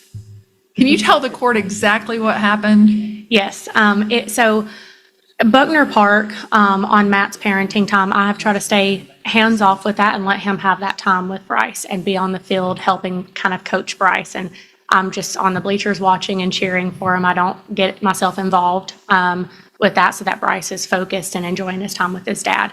I wasn't given that same respect during my parenting time. The first game that I was out on the field with Bryce in Charlotte on my parenting time, enjoying that time with him, Matt and his parents pulled out a bag of Oreos and called Bryce over to the fence in the middle of a game, and were feeding him Oreos through the fence. And after that, Bryce did not want to participate playing baseball with me anymore and kept running off the field saying he wanted to go get more cookies from Daddy. And it felt like it was hindering the time and the experience that I had with him. So I did ask him to, the next time it was on my parenting time in Charlotte, I did send a message the night before and asked, please don't do that anymore.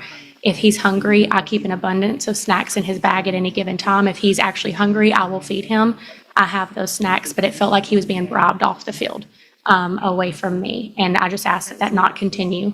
And he, like he said earlier, did not respond back to me. So I did ask his parents and him politely at the game that morning. It didn't go the way that he said it did. I asked them politely. The way I approached it was, hey, since we're all here, I just want to be sure that we're all on the same page. I sent Matt a message last night asking that we don't bribe Bryce with snacks during the game. I just want to make sure that we all do that today. Like if we can at all possible agree on that.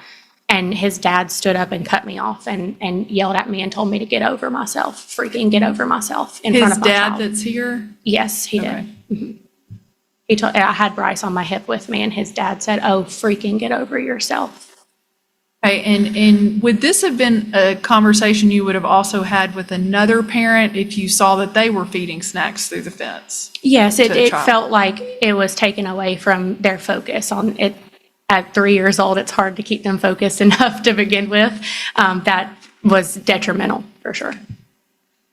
So it wasn't you just prodding him or trying to get him upset, it was something you would have done with another child if it had happened? Objection Yes. to the leading.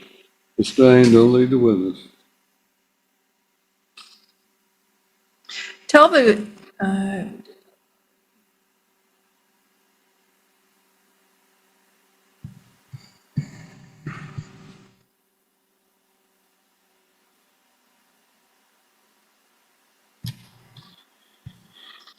after the hospital incident, did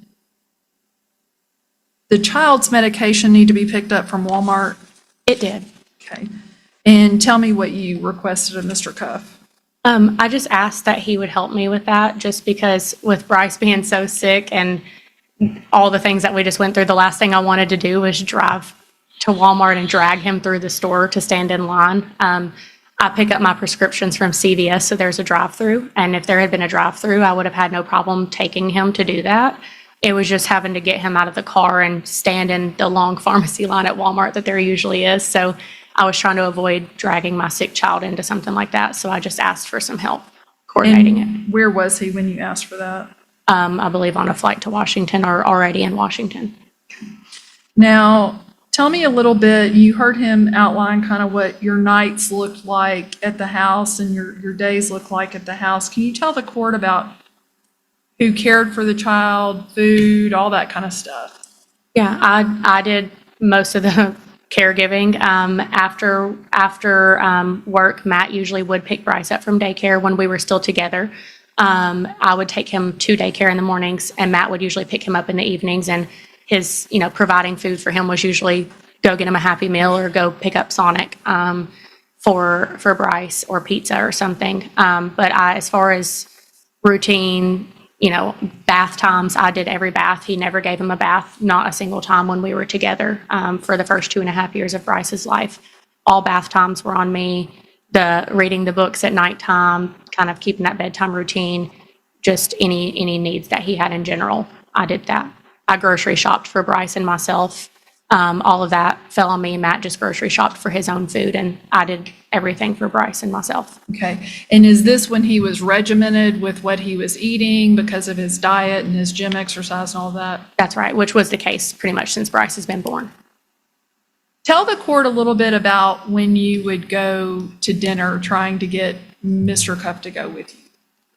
So we had an incident that we kind of had a disagreement over where we wanted to go. It was after a Christmas parade. We wanted to go eat at a Mexican restaurant with my sister and nephew and my sister's fiance. And Matt's words were, because he's on his diet, he's on a very strict meal plan, he wouldn't eat at the restaurant. So he said, "That's fine, we can go, but Bryce is going to be your responsibility. So as long as you understand that while you're there."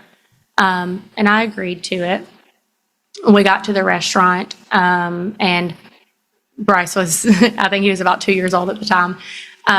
So he was having a typical toddler meltdown. So I'm trying to feed myself, feed Bryce. He's throwing food all over the place, trying to pull the plate off the table. So I started getting a little anxious. I needed a little help. So I did ask Matt to help, and he laughed at me in front of my sister and her fiance and said, "He's your responsibility, remember?" And just sat there to drink his Diet Coke and left me to deal with all of it. And did you guys have a disagreement as a result of that? Yes, it was just it was embarrassing, honestly, in front of my family for that. I had not wanted my family to see that side of things, so just I was embarrassed about it.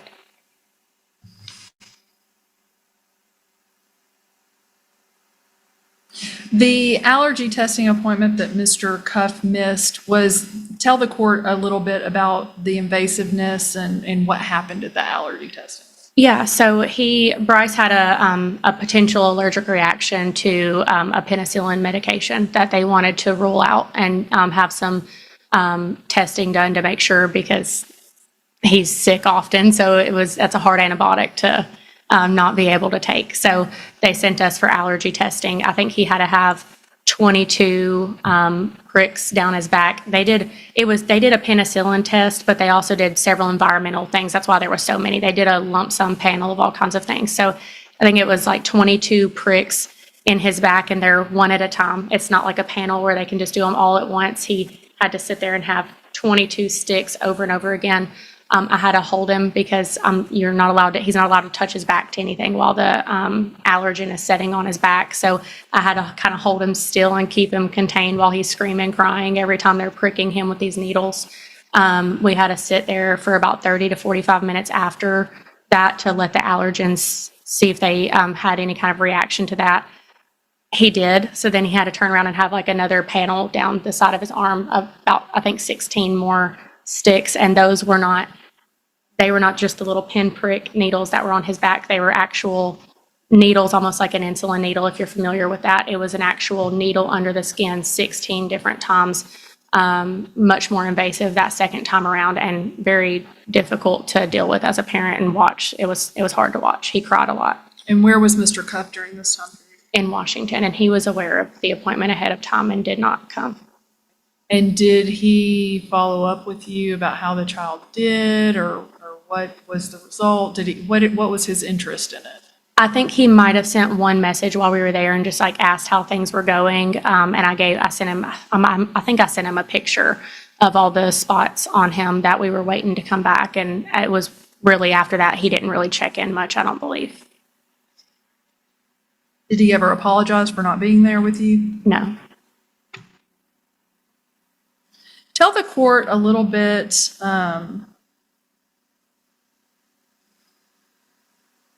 did you provide Mr. Cuff with your new information for the house? I did. So I showed him pictures of my house ahead of time before I moved into there, probably 2 weeks before, I think it was. I showed him pictures of my house, just kind of where we're going to be living, and I explained to him, I didn't give him my actual address at the time. I explained to him where, because my address, the only reason I didn't say that is because it's a new construction. The address to this day, a month after I've moved in, doesn't show up on a GPS. It doesn't think it exists. So I told him where I'm going to be and described the location, but I gave him my actual physical address that you still can't find on a GPS the day that he had to come pick up Bryce. But he was aware probably at least 2 weeks in advance whereabout I was living and how to approximately get there. Okay. Is today the first time you've heard that he's moving? Yes. Okay.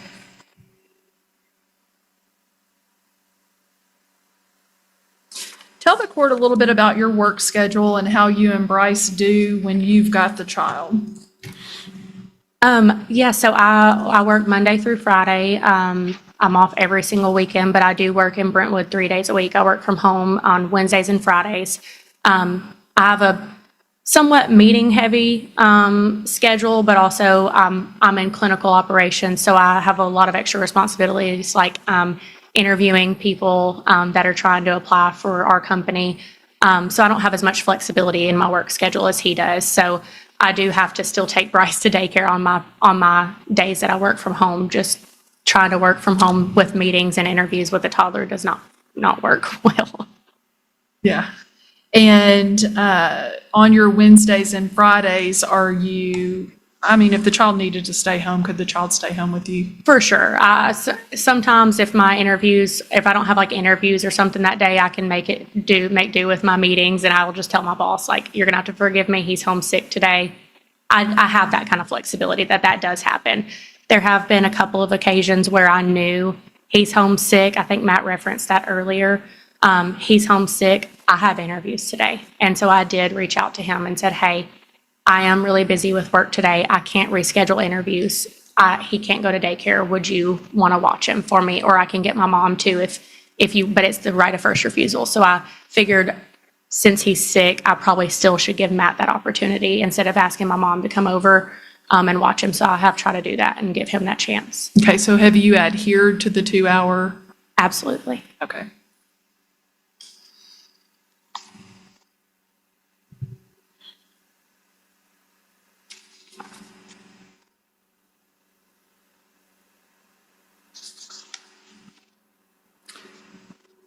Prior to Mr.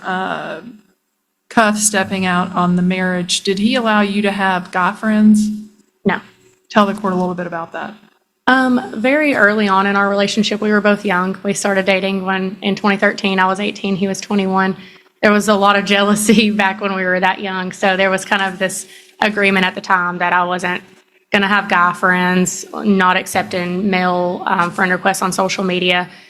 Same went for him. Like, we kind of just mutually, I think that was his idea, but if you're going to have those rules for me, I'm going to say the same thing. So we did that for a while. We didn't delete people on social media, but don't accept new guy friends or anything like that. And I thought that was the case up until he started building his TikTok following and Instagram, social media following with his gym stuff that he was posting. And started adding females, a lot of females on social media at that time. And did he expect you during this time period not to add any males on yours? Yeah, I mean, yes, he didn't ever say, hey, you can now. So being respectful to my husband, I never did that. Since shortly after he got together with Miss Ashley, did you note that he's got the same tattoo as Ashley? Yes, they got each other's initials on their wrist. And was he wearing a wedding ring or wedding band at times? Yes, he frequently has a gold wedding band on his wedding ring finger. I'm sorry, I sneezed. What were you saying about the initials? Oh, Matt and Ashley tattooed each other's initials on their wrist. She has an M and he has an A on his wrist. And was, what did we say? The gold wedding band. He walks around with a wedding band on usually. He proposed to her, and then after they got engaged, she turned around and bought him a gold wedding band that he wears everywhere now. Okay. And it's not the wedding band he had when you two were together? It's not. Okay. Has he hidden it at times? Have you seen him hide it from you? He does. At first he used to purposely like keep his hand in his pocket when he would exchange with me and Bryce so that I wouldn't see it. But after I've seen it now, it's just, we don't say anything, but he does take it off in certain scenarios. Like if we're at the doctor together, he won't wear it in, or the dentist or something, he takes it off.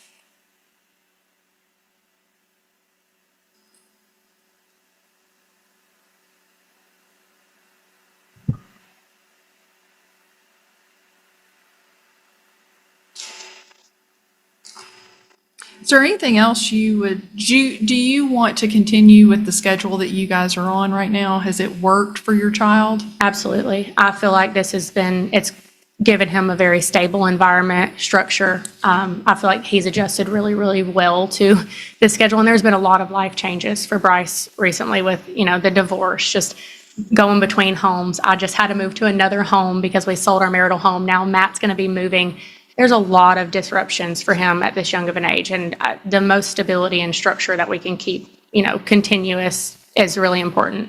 Okay. And has he done well with this Yes, he structure? has.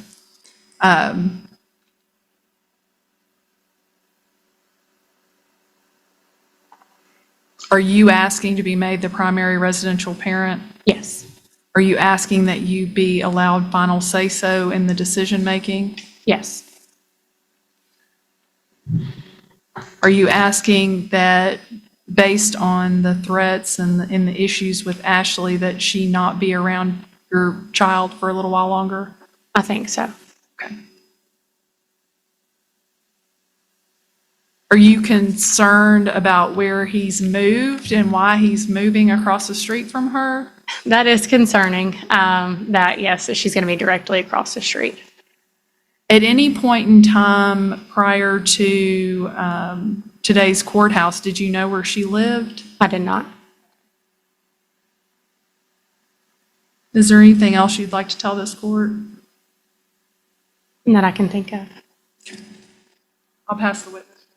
Early on, you reached out and made contact with Miss Ashley, didn't you? When I found out about the affair, I contacted her to try to figure out if she was the person that was having an affair with my husband. If she had a TikTok or an Instagram account that didn't have her name. So I contacted her because I thought that's who my husband was talking to. And communicated with her and said, look, want to know what's going on, and she communicated back with you. At first, she did not. She ignored me for days. And then I think after I found out the phone records, I called her and left her a voicemail, and then that sparked her to start replying to me on Instagram. Okay. Were her replies, again, we've got those there, but her replies were appropriate? I mean, she didn't threaten you. No, she said that I was harassing her by trying to ask if she was the other woman that my husband was messing with, and threatened to press harassment charges on me for just asking a question, but that's about it. And again, you reached out to her husband? I did. I wanted to make him aware that he was also being cheated on. Okay. And that's where the harassment came in? I'm assuming, yes. And you understand, I think there was conversations back that her husband had decided to lead an alternate lifestyle. That's He what she decided told he was me. gay, and they were getting out of the marriage because he wanted to explore his lifestyle as being, The text messages that I have from her husband do not corroborate that at all. He did not say that's the reason for the marriage, but that's what Ashley told me is the Okay. reason. but again, there was no threats. It was, you found out that your husband was cheating on you. She confirmed it, Yeah, said she didn't want to cause any problems as far as understood that your child was very responsive, and said she had learned Bryce to be a very intelligent, loving, wonderful young man. yeah, that was that night in the hospital where she was willing to share information with me because Matt was telling her on the phone that it was okay to tell me the truth. And for all practical purposes, she did. Yeah, I mean, as far as I'm aware, it doesn't match her husband's story, but it's her truth, I guess. It's her truth. Okay. But you talked about some threat. There was a conversation that alluded in a text message where she and Miss Ashley and Matt were corresponding about some gun course that she took, That I took. that you took. Yes, he was making fun of me for not having very good aim when I took the gun safety course. And so what threat do you think that she made? She had made a comment to him in those text messages that something about like if she were they were planning a date at the zoo, and if your wife catches us at the zoo, because I hadn't found out about the affair yet, do you think she would try to hurt me? And I think he said he did not think that I would do anything like that. And she did make a comment about like, good because she could beat my ass or something like that. She's not intimidated by someone she could knock out or something like that. And had made a joke about, well, if she were to try to hurt me, I would shoot her and I don't miss. Okay. And she made it, and again, your preference that, what you referenced, excuse me, I can't speak this afternoon. You referenced that she made a joke. That's what your words just were, right? I used his words. He said it was a joking conversation between the two of them. Yeah. I often use the word from Gone with the Wind, like Miss Scarlett, I can shoot straight as long as I don't have to shoot too far. So again, you didn't take that as Not knowing the woman, it was a little unsettling, if I'm being completely honest. At the time, I had found text messages. As we got discovery, I found out that he had given Ashley my home address and a picture of my house, and then I found those jokes about the gun. That is where I was concerned for mine and my son's safety, because there was no reason for her to know my actual home address or a picture of my home. well, it was his address too. He wasn't living there yet anymore when It was his address. Yes, it was, but I was a single woman living on my own, and she had joked about hurting me, and that made me feel unsafe. But again, it was referenced, and again, don't mean to belabor the point, as it seems like Ms. Duke and I have belabored everything here today, but again, she was questioning whether she should be scared of you. Yes, sure, yeah. And in response, if she comes after me, I can hold my own. Yes, but If she tries to shoot me, I can shoot her. yes, but I would never joke about shooting someone. So that's the context of this threat that you've referenced. And again, the threat that you've referenced, again, in your discovery, you talked about the fact that you got angry at one point in time and charged at him while he was sitting on the bed. Your child had flipped off the bed, and that you pretended that you were going to strike him. I did. That was a low moment in my mental health when we were still married. Yes. So again, low moment in your mental health when after you had your child and you threatened physical violence against him. Correct? I did. I was in therapy for that at the time, and I called my doctor the next day and got my anxiety medication increased. I sought the proper ways to deal with that, and I called my therapist and got in the next day to talk about that outburst. Yet not one time during his testimony did you hear him come up and pull out something and try to make it something that it wasn't, did you? He didn't come up and say, "Oh, I'm concerned that she's a threat to me," did he? No. And then you're taking this joke context where they were talking in this conversation that you weren't even a part of and assume that you're scared for your safety. Because there was a gun involved, yes. There was a gun involved. Yeah. Okay. Well, how do we know that your mental health is not going to slip back to where it was when you threatened physical violence against him? Because I'm on treatment for that, and it's well managed, and I've What continued. treatment are you on? I'm on a high dose of Zoloft. It's not a high dose. As a nurse, it's not a high dose, but I'm on 150 milligrams of Zoloft I take every single day. My primary care doctor is aware of that, and I have treatment for that. All I have is anxiety. I don't have any crazy mental health disorders. It's generalized anxiety disorder. And I also have been in therapy every 2 weeks to once a month for the last year and a half to just work through all the things that I have been through with the marriage and all of that, just to help my mental health. I'm taking the right, channels to help support that. And again, you talked about that y'all were together again from you were 18 and he was 21. Mm-hmm. And y'all were both dating somebody else and cheated on your respective boyfriend, girlfriend with Back each other. then, yes. With each other. Yes. And so that was the connotation that when y'all first got together, you're like, look, we're not gonna give ourselves temptation because we already have established a pattern that we're cheaters. Sure. Yes, we were. My boyfriend at the time was cheating on me, and instead of ending the relationship, I began a relationship with Matt. And then he broke your trust, Yes. and that hurt you deeply. Yes. And you're still dealing with that pain. I am. But even through that pain, that he has violated the ultimate trust in doing that, and then didn't tell you until you found out on your own that you've mentioned reference times. He's continued to provide excellent care, as you have, for your son Bryce. Yes, I just worry about the Bryce being a priority, and that's my only concern. And you've tried, when you're at work and have one of those days you just can't get away, even though your child is sick, and the last thing you want to do is deal with everybody else. You want to be home with your little boy. You've picked up the phone and called him, and he has been Johnny on the, he's gone and got him, provided care, followed the plan, and you've trusted him to do that, Yeah, we've done that a couple of times. right? And he's gone as far as the time when you, when the, not the diarrhea incident, but the fever incident. He went and carried him to the doctor, contacted you and let you know he was at DMA. Then when he didn't get any better, carried him back, let you know, and then carried him on to the ER in Vanderbilt. Yeah. Y'all were there together. It was your time to start. He had been released. It was, so let me correct that, I guess. I don't know that we got into that detail. Matt's parenting time, Bryce got released at 3:30 a.m. on that Saturday. Matt's parenting time wasn't going to end until late that night or Sunday morning. I forget what our agreement was at the time, but it was still his parenting time. But he let me take Bryce home because I'm a nurse and I felt more comfortable observing him overnight.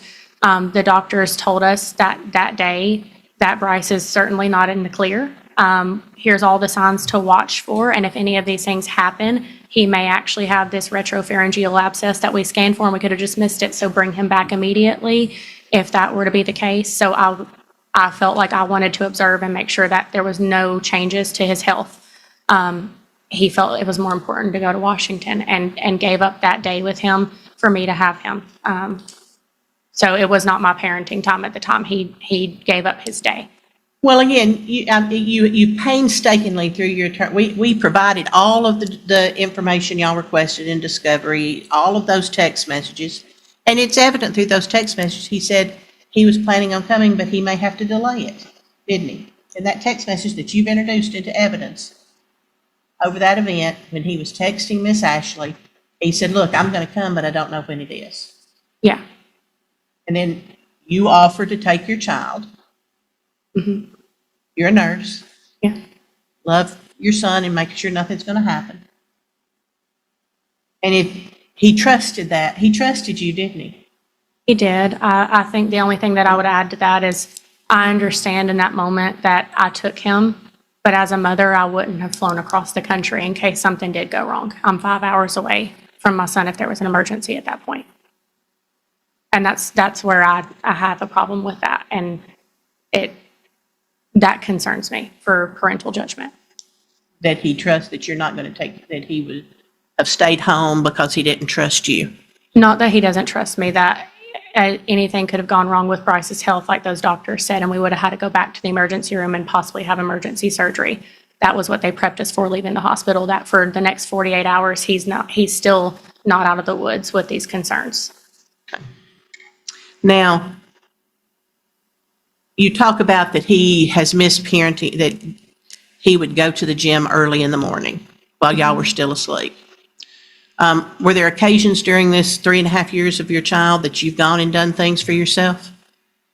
Every now and then, rarely, if I'm being completely honest, really. Well, I noticed, and again, this, again, may be petty, but I noticed in some of your pictures and stuff early on in your marriage, looks like you went and had some cosmetic dentistry. You had some braces put on your teeth.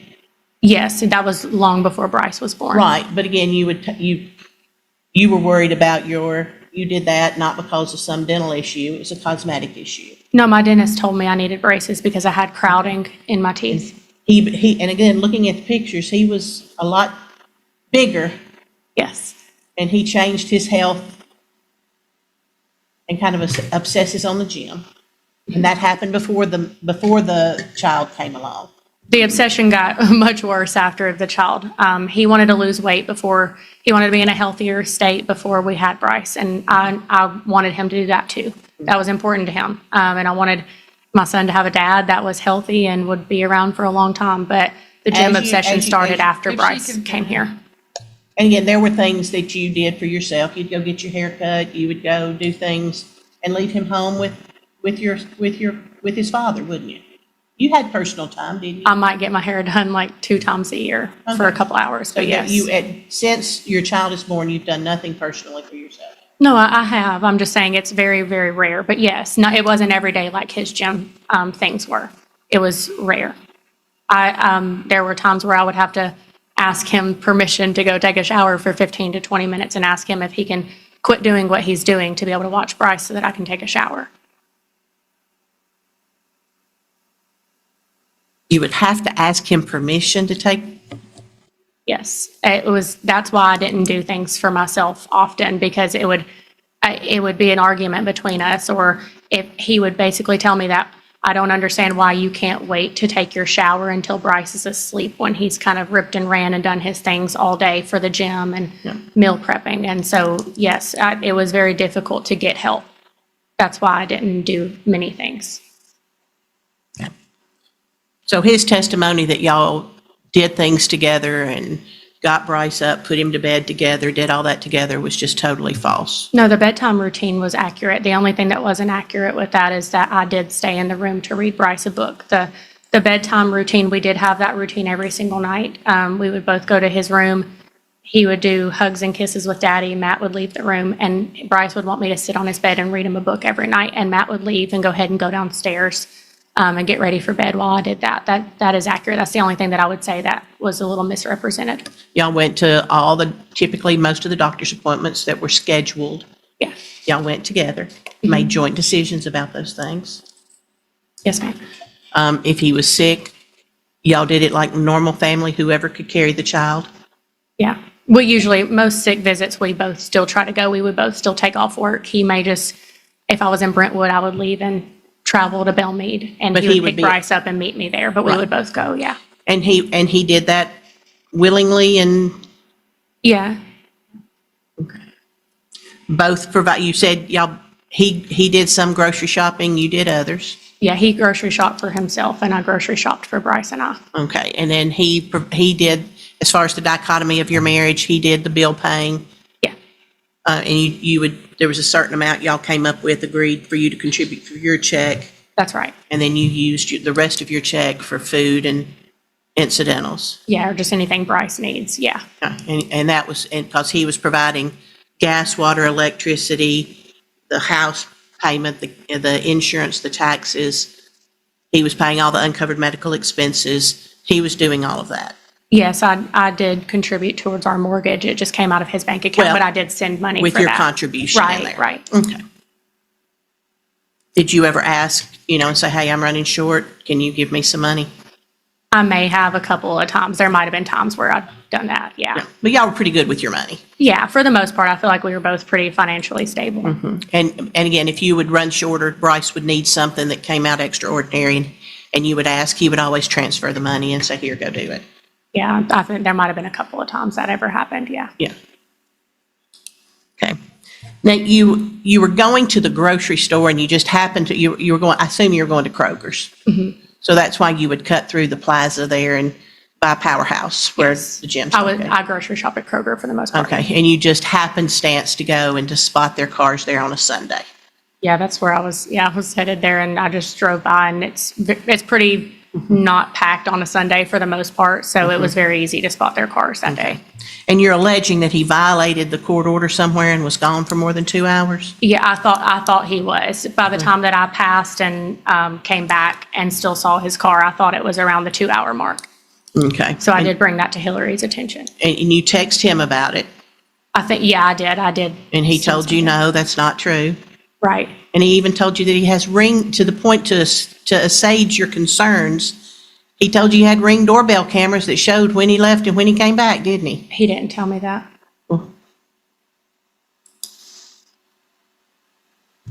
Did you ever video or audio or something this time when his parents supposedly was honking the horn by your house? I did not, but that's very, respectfully, that's really hard to capture when I never know when they're going to drive by my house. I don't just have my phone on audio recording to hear that at any given time. And they've denied doing that. They have, and I've seen them out of my window doing it. That's how I know it was them. My blinds are usually open on my formal dining room, and so I would see them drive by. It was in their white Jeep Rubicon several times, but most of the time would be his dad's Ford F-150, and I witnessed it with my own eyes, which is why I addressed it. And during the course of y'all's marriage, of course, he was working at home, and he, unlike when you had to work at home, you were gone 3 days.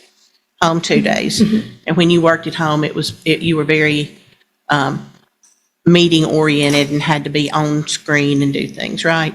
Several days or often, yes. And you heard him testify that he was the one that did most of the housekeeping and the laundry and things like that. Is that That's right. And then when he left the house, you're not the best housekeeper in the world, are you? I mean, The custody hearing took an emotional turn as the mother claimed the father's fiancé had become too involved in parenting decisions. She described secret trips, poor communication, and concerns about the home environment, while acknowledging that the father loves his son. In the end, she asked the court to keep stability for the child by naming her the primary residential parent. What do you think the judge should decide? Weigh in. sure, not, maybe not. I mean, my house stays clean. It's not unsafe for my child, but yes, there's times where the house gets a little out of hand because I'm busy and, yeah. Well, again, you just made it in your direct examination that you were there, you had to do everything. In fact, if you were then, Bryce, he was doing the laundry and the dishes and the vacuuming and all of that stuff, wasn't it? No, he did that. I was talking about, when I said I did everything, I meant caring for Bryce. That's how I understood the questioning from Hillary was, did I care for Bryce? That's what I was answering. So if I misunderstood her question, Well- it wasn't about the house, it was about the child. But again, when you intimated that I was there doing everything at home, the breakup of it was, is if Bryce needed something, you would do it because he was the one that was doing the dishes, the laundry, the vacuum, the dusting, all of that. Isn't that right? I mean, yes, I did do mine and Bryce's laundry for a while. He, at some point, did start offering to help out with mine and Bryce's laundry, but for a long time, I did mine and Bryce's laundry and he did his, so I would say that's not very accurate, but yes, other than that. And during the course of the time that you were there together, the house became in a significant disarray. Yes, I mean, You had Bryce's If clothes she can everywhere. finish, Judge, Sorry, I thought I'm she sorry. was. she wasn't done. If she Okay, can finish. sorry. no, I was would have just. finished the answer, please. I was just going to say, yes, I can, agree to that. I would say, the biggest piece is that I'm not shying away from is I had postpartum anxiety back then. And some of that, as you know, as a mother, it takes a long time for some of your hormones to regulate. And I had postpartum anxiety and I never was diagnosed with depression or anything, but that made me, I had very low energy levels. I was sleeping a lot. And so I'm not trying to stop you, but I was asking when he left the house, during the time that y'all were together, yes. you took care of Bryce, he took care of the house. Okay. Is that a true statement? While we were still When married. y'all were together, his responsibility in the household was the laundry, the dish, all of that stuff? Yes, sorry, I understood that. I was trying to get there. I'm sorry. And then after he moved out, Mm-hmm. you let the house get in a bad shape, didn't you? As far as maintenance, washing the dishes, putting Bryce's clothes up. Maybe, I don't recall how bad you're referencing, but Well, I again, you mean, recall him coming over to inventory and do things. yes, and I wouldn't say if the house was in a bad way at that point. I had pulled out a bunch of things. Hillary's aware of that. I had pulled out all kinds of things from our attic and closets and everything that I was trying to help go through. Bryce has toys everywhere. I don't worry about cleaning up all of his toys until he goes back to his dad's house because there's no reason to. He's just going to pull them back out. So that may be what you're referencing. I'm just looking at a kitchen counter with 7 or 8 cups there, dirty dishes, diapers, pull-ups, all different things. You're not Dirty. the best housekeeper, are you? I mean, no, I paid somebody to clean my house. I need that extra support that's helpful whenever I'm, a single mother right now working full-time. I pay someone to clean my house. But again, as I said, it was he kept it pretty good. He kept the house pretty clean while you would tend to some of Bryce's things. Is that right? Decently. We were both pretty bad about keeping the house Okay. straightened up all the time.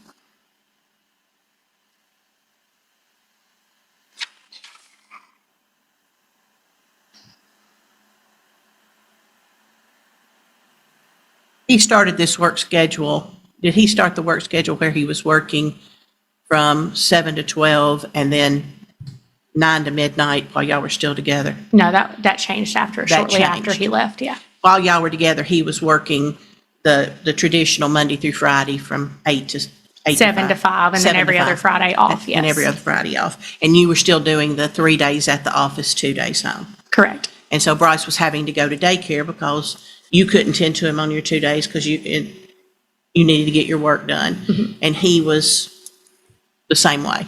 Yeah. And do you understand his work schedule now is flexible where the child doesn't have to go to daycare with him? Yes, that's how I've understood his schedule Okay. to be. But again, have y'all agreed that he needs to morph into a pre-K or a preschool program next year for a couple of days a week? Yes, his daycare reached out and said preschool registration was coming up, and we thought it's in his best interest to let him have 2 full years of preschool before. This year is just kind of introductory preschool, and then next year will be a full-time getting ready for kindergarten curriculum. Because again, when we talked about the school, Mm-hmm. unless y'all ask him to go to school early and he tests in, he can't start school next year. I think the cutoff is August.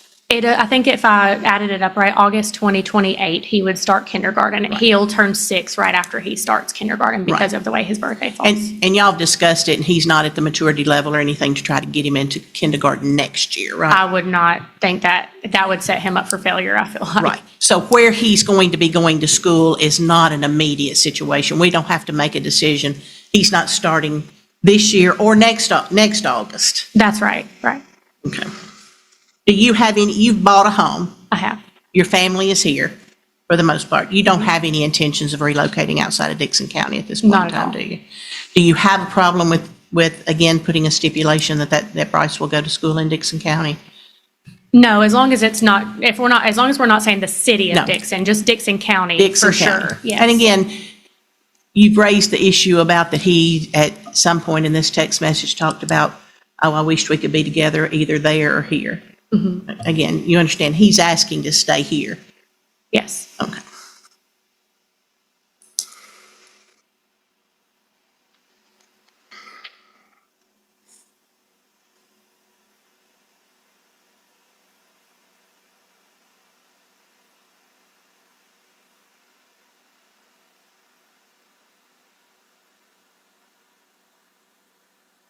Do you believe that your anger over your husband cheating on you,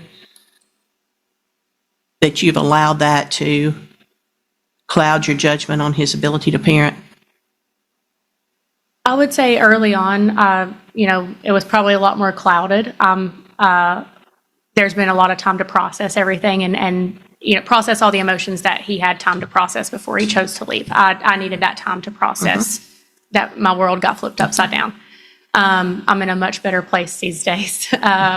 So I wouldn't say my judgment's clouded these days, but I do have some in what I consider valid concerns with just a few things. And again, and again, you've pointed out those concerns that you have, but again, you left your child in a running car.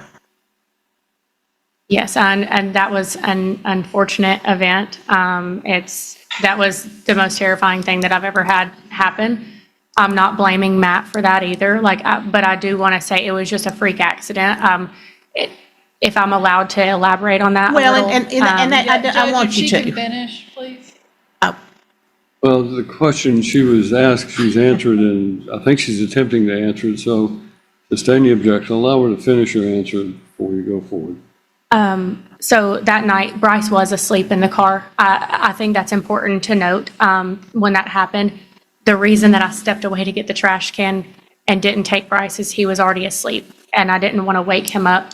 We had gotten home from my uncle's house from a 4th of July event, and I didn't want to wake him up to carry him to the end of the driveway just to grab the trash can and roll it to the house. So I didn't think about the auto timer on the garage, so I stepped out to grab the trash can when that happened, and I acted quickly on that. So I understand that was a really bad moment, but it was a freak accident. I don't think it's either fault of either of ours, but the garage door being faulty, that was a series of unfortunate events. And again, that's what I just wanted to clarify. This absolutely, bringing it up nothing that he indicated that he has concerns about that with you. But again, it seems that you're blaming that through the questions that have been answered, that you're blaming him for the fact that he didn't take care of changing something that you knew about. That's not it. Yes. By the questions that were elicited in your testimony on direct examination, he should have done this, and he should have done that, and he should have done this.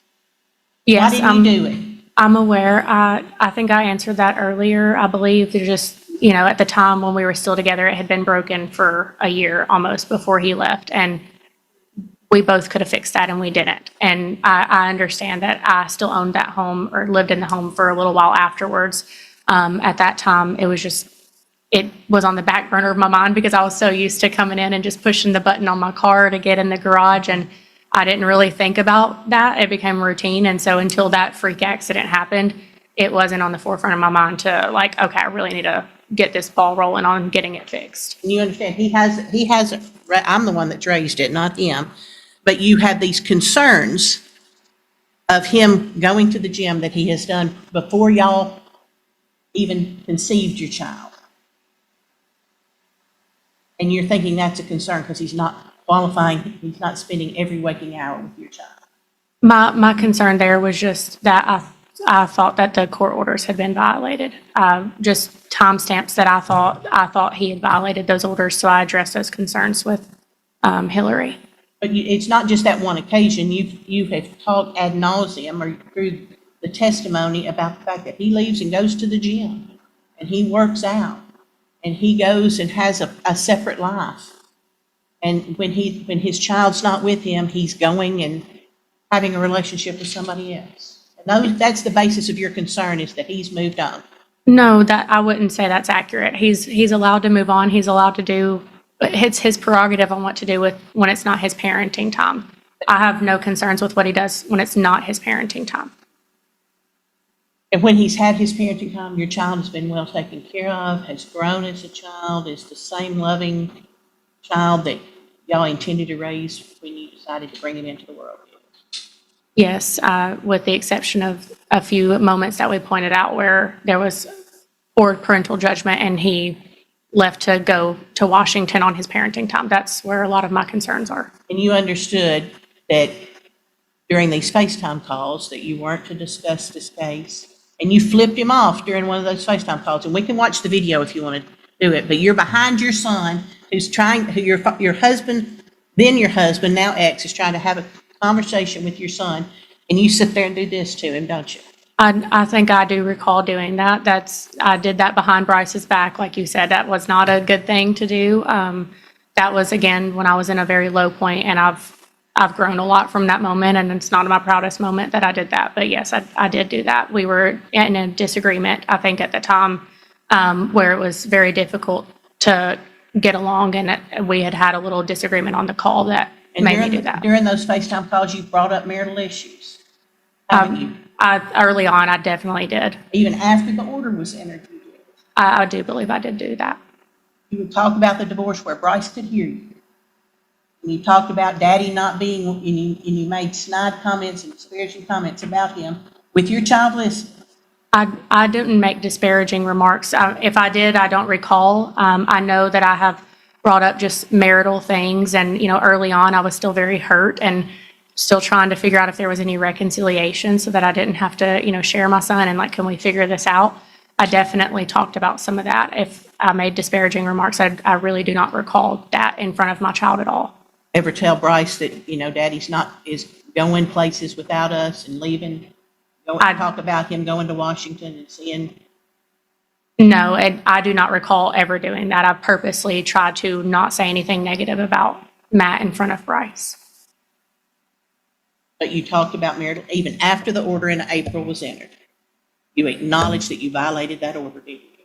I did have probably a few times where I tried to save my marriage, yes, and probably talking about that in front of Bryce, not in a disparaging way, but that's not right. I do understand that.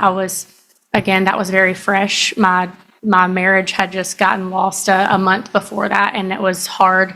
There was a lot of emotions back then, and I think at that point in my life, when we would get on a call, it upset me, and I wanted to try to see if there was any way to fix anything. And I did it more out of trying to save my marriage for my family, not in a deceitful way. Well, in violation of a court order way. I understand that, yes, ma'am. And so how many times he didn't at one time, even with video evidence and with all of that, not one time did he try to bring you into court for contempt, did he? No, ma'am. You think he knew you were healing? But you got a stopwatch on him. Oh, it's 61 minutes. He's violated a court order. That's you, isn't it? I wouldn't say that, no, ma'am. Well, how much estimated time did you think that when when you took the pictures and I thought it was right around the 2-hour mark, and I was thinking they were at the gym for about 2 hours plus the drive to and from his parents' house to pick up and drop off. So I thought it had exceeded that pretty decently. so you understand one of the factors that the court has to deal with under the statutory factors is each parent's ability to make sure the child has a good relationship with the other parent and the other side of the family. Yes, ma'am. And I do try to encourage that a lot with him. Every time on my parenting time that it's time for him to go back to his dad's house, I try to make sure he's excited and understands that daddy gets to pick him up today. Except for those times when you're on the video call and you have a captured audience that you make snide comments and you try to discuss marital issues in violation of court order. Objection, that's a mischaracterization of the testimony. I mean, there's no doubt in my mind that she admitted to. Violating the court order. I'll go on. I'll move on. Well, it is cross-examination overruled, but we are long past beating a dead horse.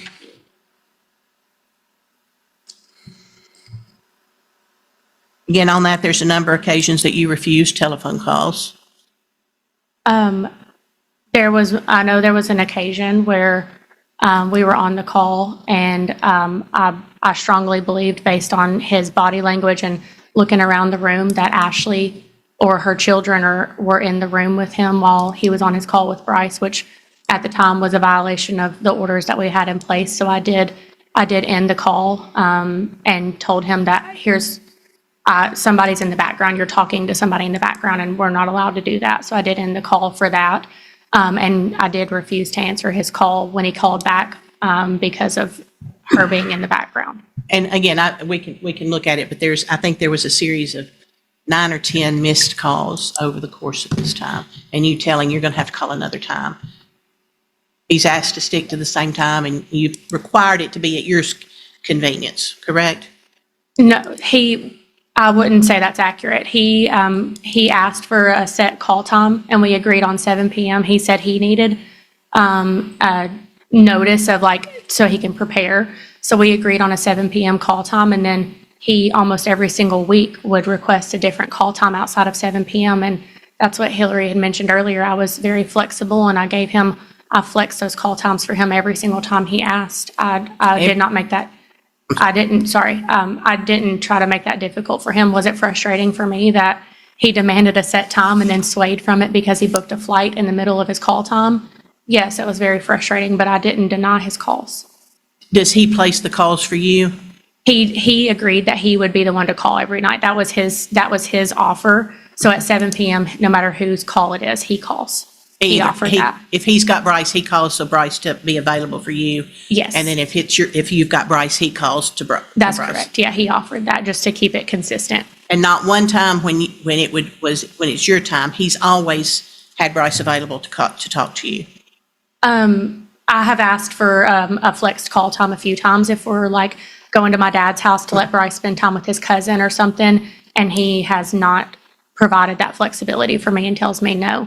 He has a couple of times flexed the calls, but I was very, very flexible while he was flying to Washington for months, almost every single week, and I've gotten that same flexibility just a couple of times from him. Okay. But again, after you've said you've had to deal with the trauma of your husband cheating on you and that you're in a better headspace, y'all are co-parenting your child, aren't you?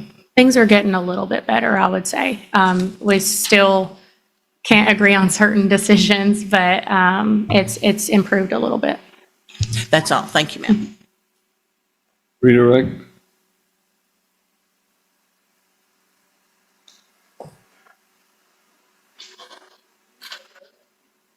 Thank you, ma'am. You may step down. We're going to take about a 10-minute recess. We're giving Your Honor time to, if you need. Do what? We were giving you time in case you had to collect your thoughts in the back before you came back in. Collect my thoughts. That's a good one. Well, let me talk to your folk for a minute, and I'm going to address this to everybody in the room. Too often in divorce cases, especially where custody is involved, we spend an enormous amount of time, an inordinate amount of time, picking at every little thing that we can about the other party to try to make them look as bad as possible, because we're fearful as lawyers. We're fearful that if we don't bring out all the negatives, then, we won't get a fair shake. In this particular case, I think I have two good parents. I think I have, admittedly, a father who loves his son, and I know I have a mother who loves her son as well. That doesn't mean that either one of them is perfect or has failed, or that has demonstrated sterling behavior that would indicate that they have never done anything wrong as a parent. Both of them have made mistakes. Some of those mistakes are more understandable than others. But it is this court's opinion that both of you are good parents. Now, this decision that I have to make is based upon the law and the facts that have been presented to me. And you've asked me to make a decision regarding who should be the primary caregiver for the child and what should the schedule be. You two have agreed upon a schedule on a temporary basis, but now you're asking to adopt a different schedule. And I'm required to determine first and foremost who is the primary residential parent in this case. I'm required to look at the statute that I'm dealing with is 366106 of the Tennessee Code, which basically gives me a set of factors that I have to consider in determining who should be the primary residential parent. So I will go through those because the Court of Appeals is always wanting to make sure that if this matter were to go up on appeal, they always want to make sure that I have considered and weighed those factors in making my decision. The first one is the strength, nature, and stability of the child's relationship with each parent, including whether one parent has performed the majority of parenting responsibilities relating to the daily needs of the child. I think this is a situation where both of these parents, I think, have a stable relationship with the child. I think both of them love this child very much. And if I would probably say that the mother has performed the greater responsibilities for the child, although the father is not heavily slanted in favor of the mother, because I think the father has also participated in that, at least during the time that they were married. Each parent, so I would say that that's an equal factor for both. Each parent or caregiver's past or potential for future performance of parenting responsibilities, including the willingness to and ability of each parent or caregivers to facilitate and encourage a close and continuing parent-child relationship with the child and both of the child's parents, consistent with the best interests of the child, in determining the willingness of each of the parents. Now, well, going through the entire statute. Basically, that means I have to look to see whether each of you has the potential to ensure that the other parent has a good relationship with the child. And I think both of you are somewhat deficient in this particular regard. I think that Mr. Cuff has demonstrated that he has lost sight of his primary responsibility towards this child and has set aside some of those responsibilities. And I think some of the text messages between him and Miss Ashley have demonstrated that there was a lot of planning going on about how to get around his wife knowing what was going on and his get around how the child could be taken care of and so forth. But I also think that Ms. Cuff is at fault in this responsibility too. I mean, the things that you have done in this situation and said and done are regrettable as well. But I also understand you're operating from a feeling of betrayal, and it's as Ms. Roberts is many things, but one thing is she doesn't cut a lot of slack to her own clients, and she cross-examines them in a way because she brings out the negatives that they have before anyone else gets to do it. That is a good lawyer's tactic. When you know you've got a client with problems, if you address it on the front end, then it lessens the sting when the other side gets to do that. So Ms. Roberts has brought out on her examination of Mr. Cuff many of the very regrettable things that he engaged in. When you get married, it's supposed to be for life, is what they say. I know that's rarely ever the case now, but still you make a commitment to someone, and when you violate that commitment, it becomes a very difficult thing to get past. That's what's happening, and that's what has happened with Miss Cuff. I made the comment earlier about if she meets someone down the road and he starts telling you how to operate how to behave with your child, that you're not going to like that very much. But it's likely that she's going to find someone in her life that she will want to share it with. She's young, and I think she will certainly find another way. But Miss Cuff, that's the other thing I would point out to you. Life doesn't end with this divorce. You're a young person, both of you are. You have a lot of life left. You've got 15 years left in your child's minority. But anyone, both of these lawyers and myself, can tell you that your parenting of your child does not end when they turn 18. You will continue to have to provide for it and so forth. So I'll get to the rest of that speech in a minute. But I think that both of you have been somewhat deficient in trying to jockey around for the purposes of this hearing as far as promoting a good relationship with the other one. And while it's understandable about the things that you attempted to do to save your marriage, that is unacceptable when your child is involved. The one true innocent in this case is your child. You know, he's 3 years old. He deserves to have a good relationship with both of his parents, and not one that is slanted towards one parent or the other, or the parent tries to influence the child against the other parent. Refusal to attend a court-ordered parenting seminar, I don't have any indication that either of you have refused to do that, but both of you haven't, you'll need to do that within a period of time afterwards. The disposition of each parent to provide the child with food, clothing, medical care, education, I think we both have been willing to do that, and I think it's a situation where perhaps Mrs. Cuff has been the one who's primarily made the doctor's appointments and taken the child to the doctor, but Mr. Cuff has participated some in that. So that probably factor would favor her. The degree to which each parent has been the primary caregiver, and I think that I've held that both of you have taken responsibility, but I find that that favors the mother. The love, affection, and emotional ties existing between each parent and the child, again, I have no question that both of you love the child. Mrs. Cuff has focused her entire thought about this on the child, and to an extent her feeling of betrayal by Mr. Cuff. Mr. Cuff has focused on his love for his child, but also extended that to a new relationship that he's gone into, and therefore he has left the child behind on many occasions when he could have been with the child and to pursue this new relationship. That's his choice, but I find that a factor would favor the mother. I don't have anything other than the emotional needs and developmental level of the child. I don't find that to be any evidence other than you've got a typical 3-year-old who seems to be doing well. Number 8 is the moral, physical, mental, and emotional fitness of each parent as it relates to the ability to parent the child. Again, neither of these, parents is without fault in this regard. Clearly, Mr. Cuff could have handled his separation from the family in a better way.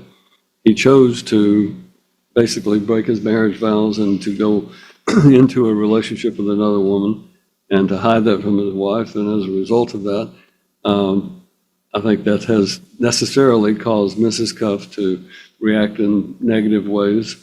So while this factor could be applied to both of them, I find that factor is favoring the mother because while she has not been without fault, she has not engaged in an extramarital affair, and therefore that factor would favor the mother.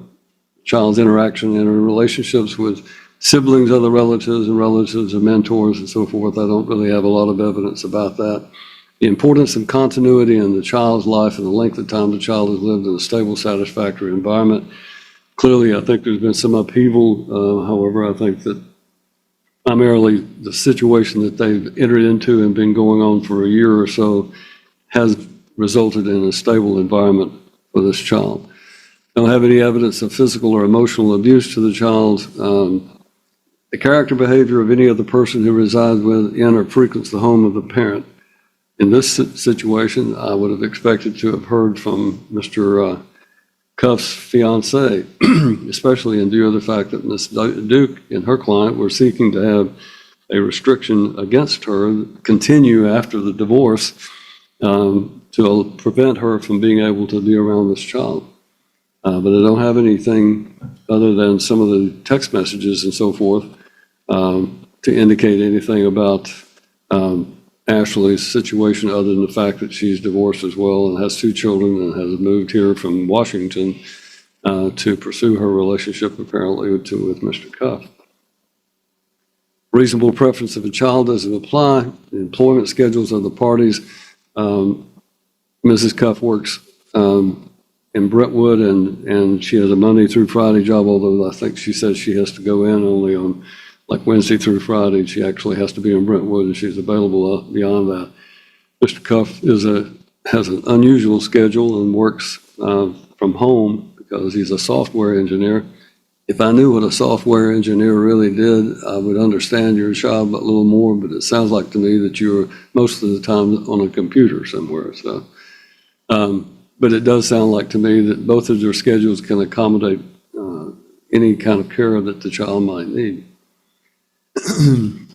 Whether either parent has had custody or parenting reduced, I don't find that to be a case, and I don't find any of the other factors that are relevant. So, having considered all of those factors, it is this court's opinion that the primary residential parent of the minor child should be the mother, Mrs. Kayla Michelle Cuff. Then I have to move to the setting of the schedule. And this is the more difficult part. The parties agreed to a schedule at the time that back in April of 2025 that it was not an entirely equal schedule, but it was certainly more than every other weekend. And in that schedule, the father was having time Friday at 3 p.m. to Tuesday at 7 a.m. when he drops the minor child off at daycare, and that's every other week. And then on the odd week, he has Sunday at 6 to Tuesday at 6 p.m. on the alternate week. So he picks the child up Sunday, a Sunday night, all day Monday, Monday night, and then returns the child all day Tuesday, and then returns the child at 6 p.m. in the alternate week. That's not an entirely equal schedule, but it's pretty close. And as a result of that, this court is of the opinion that on a permanent basis, until the child reaches a certain age, and I'll deal with that, but right now we're going to keep that schedule going as is previously ordered. This child is 3 years old. He'll be going into pre-K sometime either not next year or the year after. And then after that, it's going to be kindergarten. Right now, I'll need to go through, and I don't have a parenting plan before me, but the day in, day out schedule will be just as what they previously agreed, and I affirm that to continue. On the spring, once the child is in school, we'll have to deal with it, and I want to go ahead and put an order down to hopefully keep them from having to come back. Once the child is enrolled in school, then the Dixon County school system yearly calendar will apply. In addition to that, school breaks will be equally divided. Now, they can divide them 50-50. I think they've had 2 weeks in the fall and 2 weeks in the spring. They can divide that 50-50. During the summer vacation, right now, because the child is not enrolled in school, I'm nonetheless ordering that each of them have at least 2 weeks of extended summer time with the child. You'll have 2 weeks, they will be separated. So we'll just go ahead and say that you'll have a week in the month of June that you can do whatever you want to without having to worry about him. He'll have a week in the month of June. Your lawyers can decide which weeks you get, but he's going to have a week. If he wants to take the child to Florida, he can do it, and that's because he's his son, and he's going to have that right. You will have the same right, and we'll go from there. He'll have 2 weeks, 1 week in June each, and 1 week in July each, because school now starts in August, I think. Once school starts, they're going to alternate weeks. Once he's at school age and starts kindergarten and you're adhering to the school system, then he will have alternating weeks, so that during the school year, the schedule that you've been operating on will apply. When the school is out for the summer, it'll be alternating weeks. And this is about as fair as I can do as far as making, it's not exactly a 50-50 split, but it's pretty close to giving you what you want.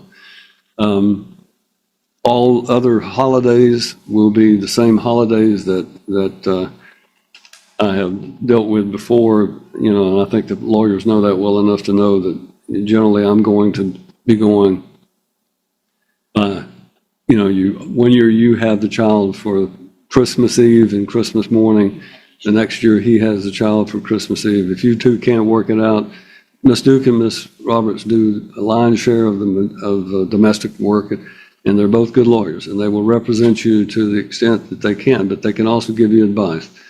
So under the circumstances, they'll alternate the holidays under the usual schedule. If you run into a problem, you can get with me.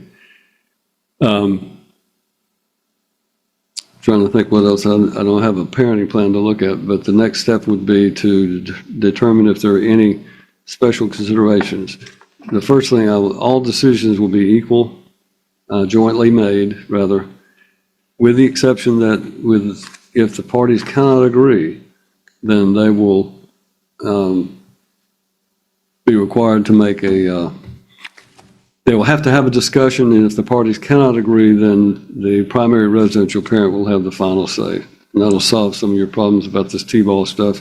I've been to T-ball games, I've been to soccer games for my grandchildren, and at this age, going to 2 games a day is a bit much, and I think that's probably something that needs to be avoided if possible.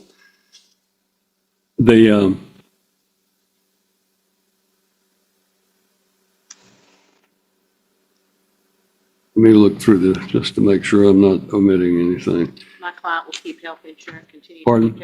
My client will continue to keep health insurance. All right, he'll keep health insurance. We'll calculate the child support based on his income, which he testified was $145,000, and hers was 81, I believe, thousand. We have those numbers. Right, and I think you two can exchange current information. He's been paying for daycare. He pays for daycare. And he's I'll been tell you paying both. support too, like we don't have to do back support or anything. He's been paying his support since they sold the house. Understand this. My grandchildren, 2 of my grandchildren go to Walnut Street Church of Christ daycare. And as a result of that, I'm a big believer in the daycare that they offer because it socializes the children. It gives them an opportunity to make friends. And while I don't think it's required that you have to go there every day, I still think it's a good idea to have that regular activity. So that's why I consider daycare expense to be one of those things that can be considered in that. Now, I guess that then brings us down to the issue of Miss Ashley, who may be sitting in the courtroom. I don't know if She Ashley's is. here in the I asked her courtroom. to come in, Judge. Judge, may I backtrack just 1 second? Can they alternate the child's birthday also? It's the 22nd of the 8th of September, which the child is going to be in school, so it's difficult to do that. Look, They're going to do the day after. Let me just give you both some advice. There is no reason in the world that you can't get together and have a birthday party on the child's birthday and have both of you and your significant others be present. And if you want your child to grow up well-adjusted and to have an opportunity to know that his parents are both mature individuals, then you will understand that you're going to have to behave in a way that puts his best interest first. You may not like his new person and you may not like Ashley. I have heard nothing that indicate she is a threat of harm to this child. Obviously, the circumstances under which they came to be together is regrettable, but you may have a new person in your life soon that he may not like very much, and he may think he's replacing me as Wright's father. The fact is, it's tough to him. If he didn't like that, he could have stayed married to you. So what I'm telling you both is you're going to have to start putting your child's best interest first and think about every decision you make interacting with the other parent about how it's going to impact your son. Because if you don't, if this animosity and this hostility continues and this gamesmanship continues where you try to manipulate things to help your advantage, if that continues, then you are going to ruin every major event in your child's life.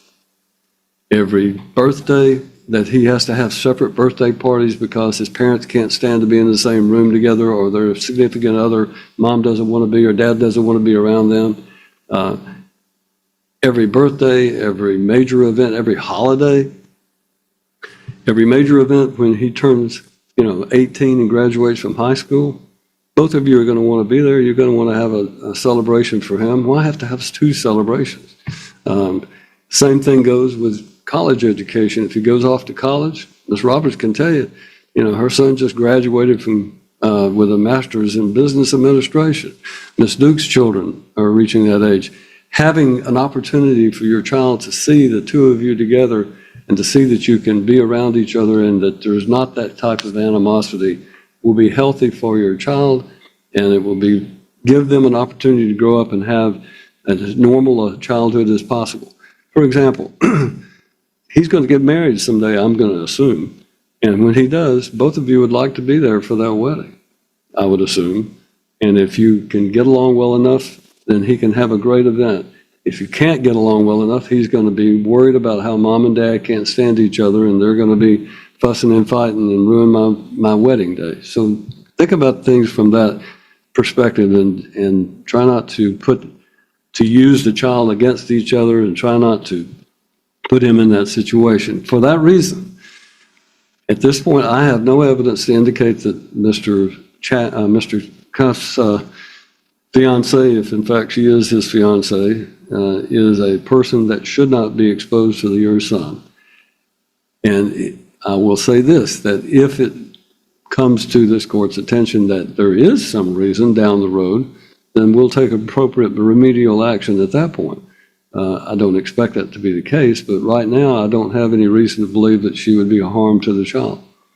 They didn't exercise good moral judgment, but by the same token, he's going to have a long life. He's going to have to get used to people who might be doing things that we don't all agree with. So for that reason, I am lifting any restriction against Ms. Ashley being around this child, and with the understanding that Mr. Cuff, your first responsibility is to your son, not to your girlfriend's or fiance's children, but to your son.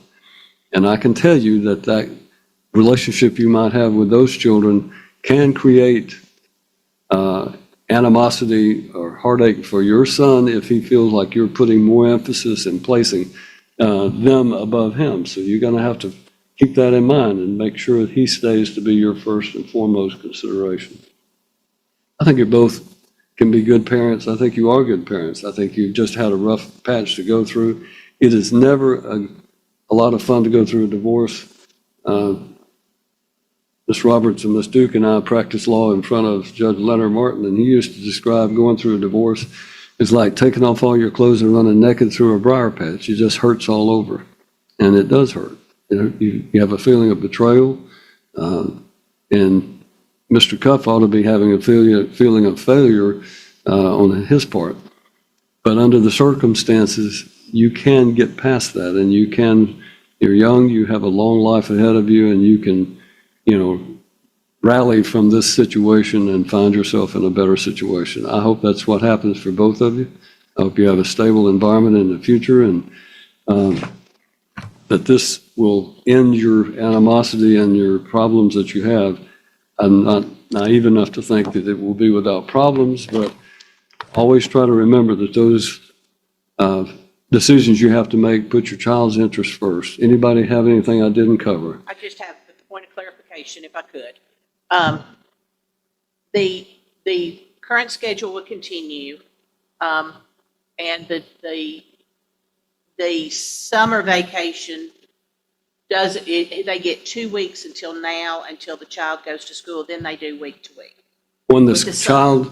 the school schedule with holidays and spring and fall and all of that, that covered, except for I'm talking about not holiday Yeah, I thought vacation. the schools, The school breaks all come into play when the child enrolls in the school system as a kindergarten student.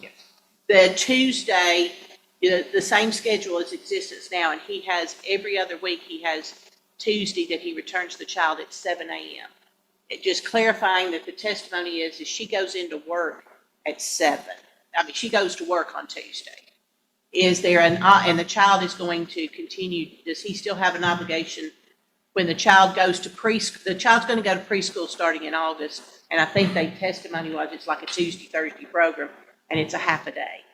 Will whose time on his one time he keeps till 6 o'clock on Tuesday, the other one is at 7 a.m. on Tuesday. Can we just do 6 o'clock on Tuesdays? The children usually go back to daycare after that. They go back to daycare after preschool the rest of the day. So They I have would, preschool for half a day, and then they are in basically playtime at daycare after that. I'd ask that we So- keep it the same as the So temporary. we just leave them Well, there. but preschool doesn't start at 7 a.m. It usually No. starts at 8. So when he goes to preschool, can he just drop the child off when preschool begins? They go to daycare first, but I don't know that 7 or 8, if he's got the child and he's dropping the child off, I don't think. I don't think she's it gonna- matters if he drops the That's child my- off. That's my point. As long as the child gets to preschool on time, are we hard and fast at 7 a.m. is my question, is what I needed a point of clarification. Hard and fast between 7 and 8 a.m. is fine. Okay. Okay. And then when you did the 2 weeks, they're going to do the summer, again, he'll have the current schedule. Can we start it? Do we want to start when they have the week during the summer? What day? Do we want to run Friday to Friday, Sunday to Sunday? My belief is Friday to Friday is the best scenario, because when they get to your house, and this is true, I think, in my opinion, if you were doing an equal week on, week off during the summer, whatever, he'll probably start carrying a bunch of stuff from your house to his dad's, and from his dad's to your house. And if you do it on Friday, he can get his stuff to your house, and then he's got the weekend to do whatever he wants to do before the week starts. So that would be my thought. And again, that exchange time can be after school on Friday. Okay. When they start school, when they do, they'll just do the Friday after school. At 6 p.m., she'll pick the child up and then they exchange, so the child doesn't have to have it. Okay, I didn't know when the child starts school, whether we wanted to adopt it. And then the last thing to clarify is I just thought it would be easy, since it was testified in the hearing that he had the child on Easter this year in 2026. So we start our odd and even using the first, we'll go from him having Easter in even years, and then we'll do the schedule around that. And that seems to be the holiday to start with, since that was the last one he had. Is that okay? It's fine. I think we just need to look and see if there are any holidays that maybe she had that he would get instead. We just need to- Work it out. And if there is a holiday that one of them had that under this new schedule would be again to them, then maybe they can share it. This would be part of the trying to work together that I talked about. Easter is one of those days where both of you want to see your child on Easter. So, you ought to work together to let both of you have, if you give them an Easter basket or whatever, then let it happen, and both of you get an opportunity to see your child. So And then tax deduction. as long as he's paying child support, and I'm assuming he will be paying child support, then as long as he pays current child support, they'll alternate year to year. Who gets 26? Who's claimed them last year? Well, They filed jointly for 2025. She'll claim the first year. She'll get even, and you'll get odd. Because it would benefit both of them. They both make money to where that they both need the deduction. I gave you both all day to give you every opportunity to express your thoughts and to get this out of your system, because I think that's healthy. Mike, I hated it when judges used to cut me off as a lawyer and not let my client say anything, tell me what he was going to do, and then the client walks out and says, I didn't get to say, I didn't get my say. I wanted to give you your say. You've had your say, and I've made the decision. I didn't ask to make the decision. I would have been glad for Judge Turnbow to make the decision, but I did it the best that I could do, and I wish you both the best in the future, and I hope that what I've done will try to give you an opportunity to have your son equally co-parent your son as best you can. So, Thank you, Your Honor. all right, who is drawing the order? I think between the two of us. Ms. Duke and I have several orders that we're going back and forth that is due from us, so we will see which one gets to it. We're going to have a Friday night order sesh. Take care of it. All right, then with that, we stand adjourned. Thank you, Your Honor. The custody hearing ended with a powerful message from the judge. After reviewing months of testimony, text messages, and accusations, the judge concluded that both parents genuinely love their son and are capable parents. However, he found that the mother had been the child's primary caregiver and named her the primary residential parent. The judge criticized the father's affair and the choices that followed, but also reminded both parents that their ongoing conflict was hurting their ability to co-parent. In the end, he ordered a near-equal parenting schedule, removed restrictions on the father's fiancé being around the child, and urged both parents to stop fighting and start putting their son's future first. His final message was simple. Divorce ends a marriage, but parenting lasts a lifetime.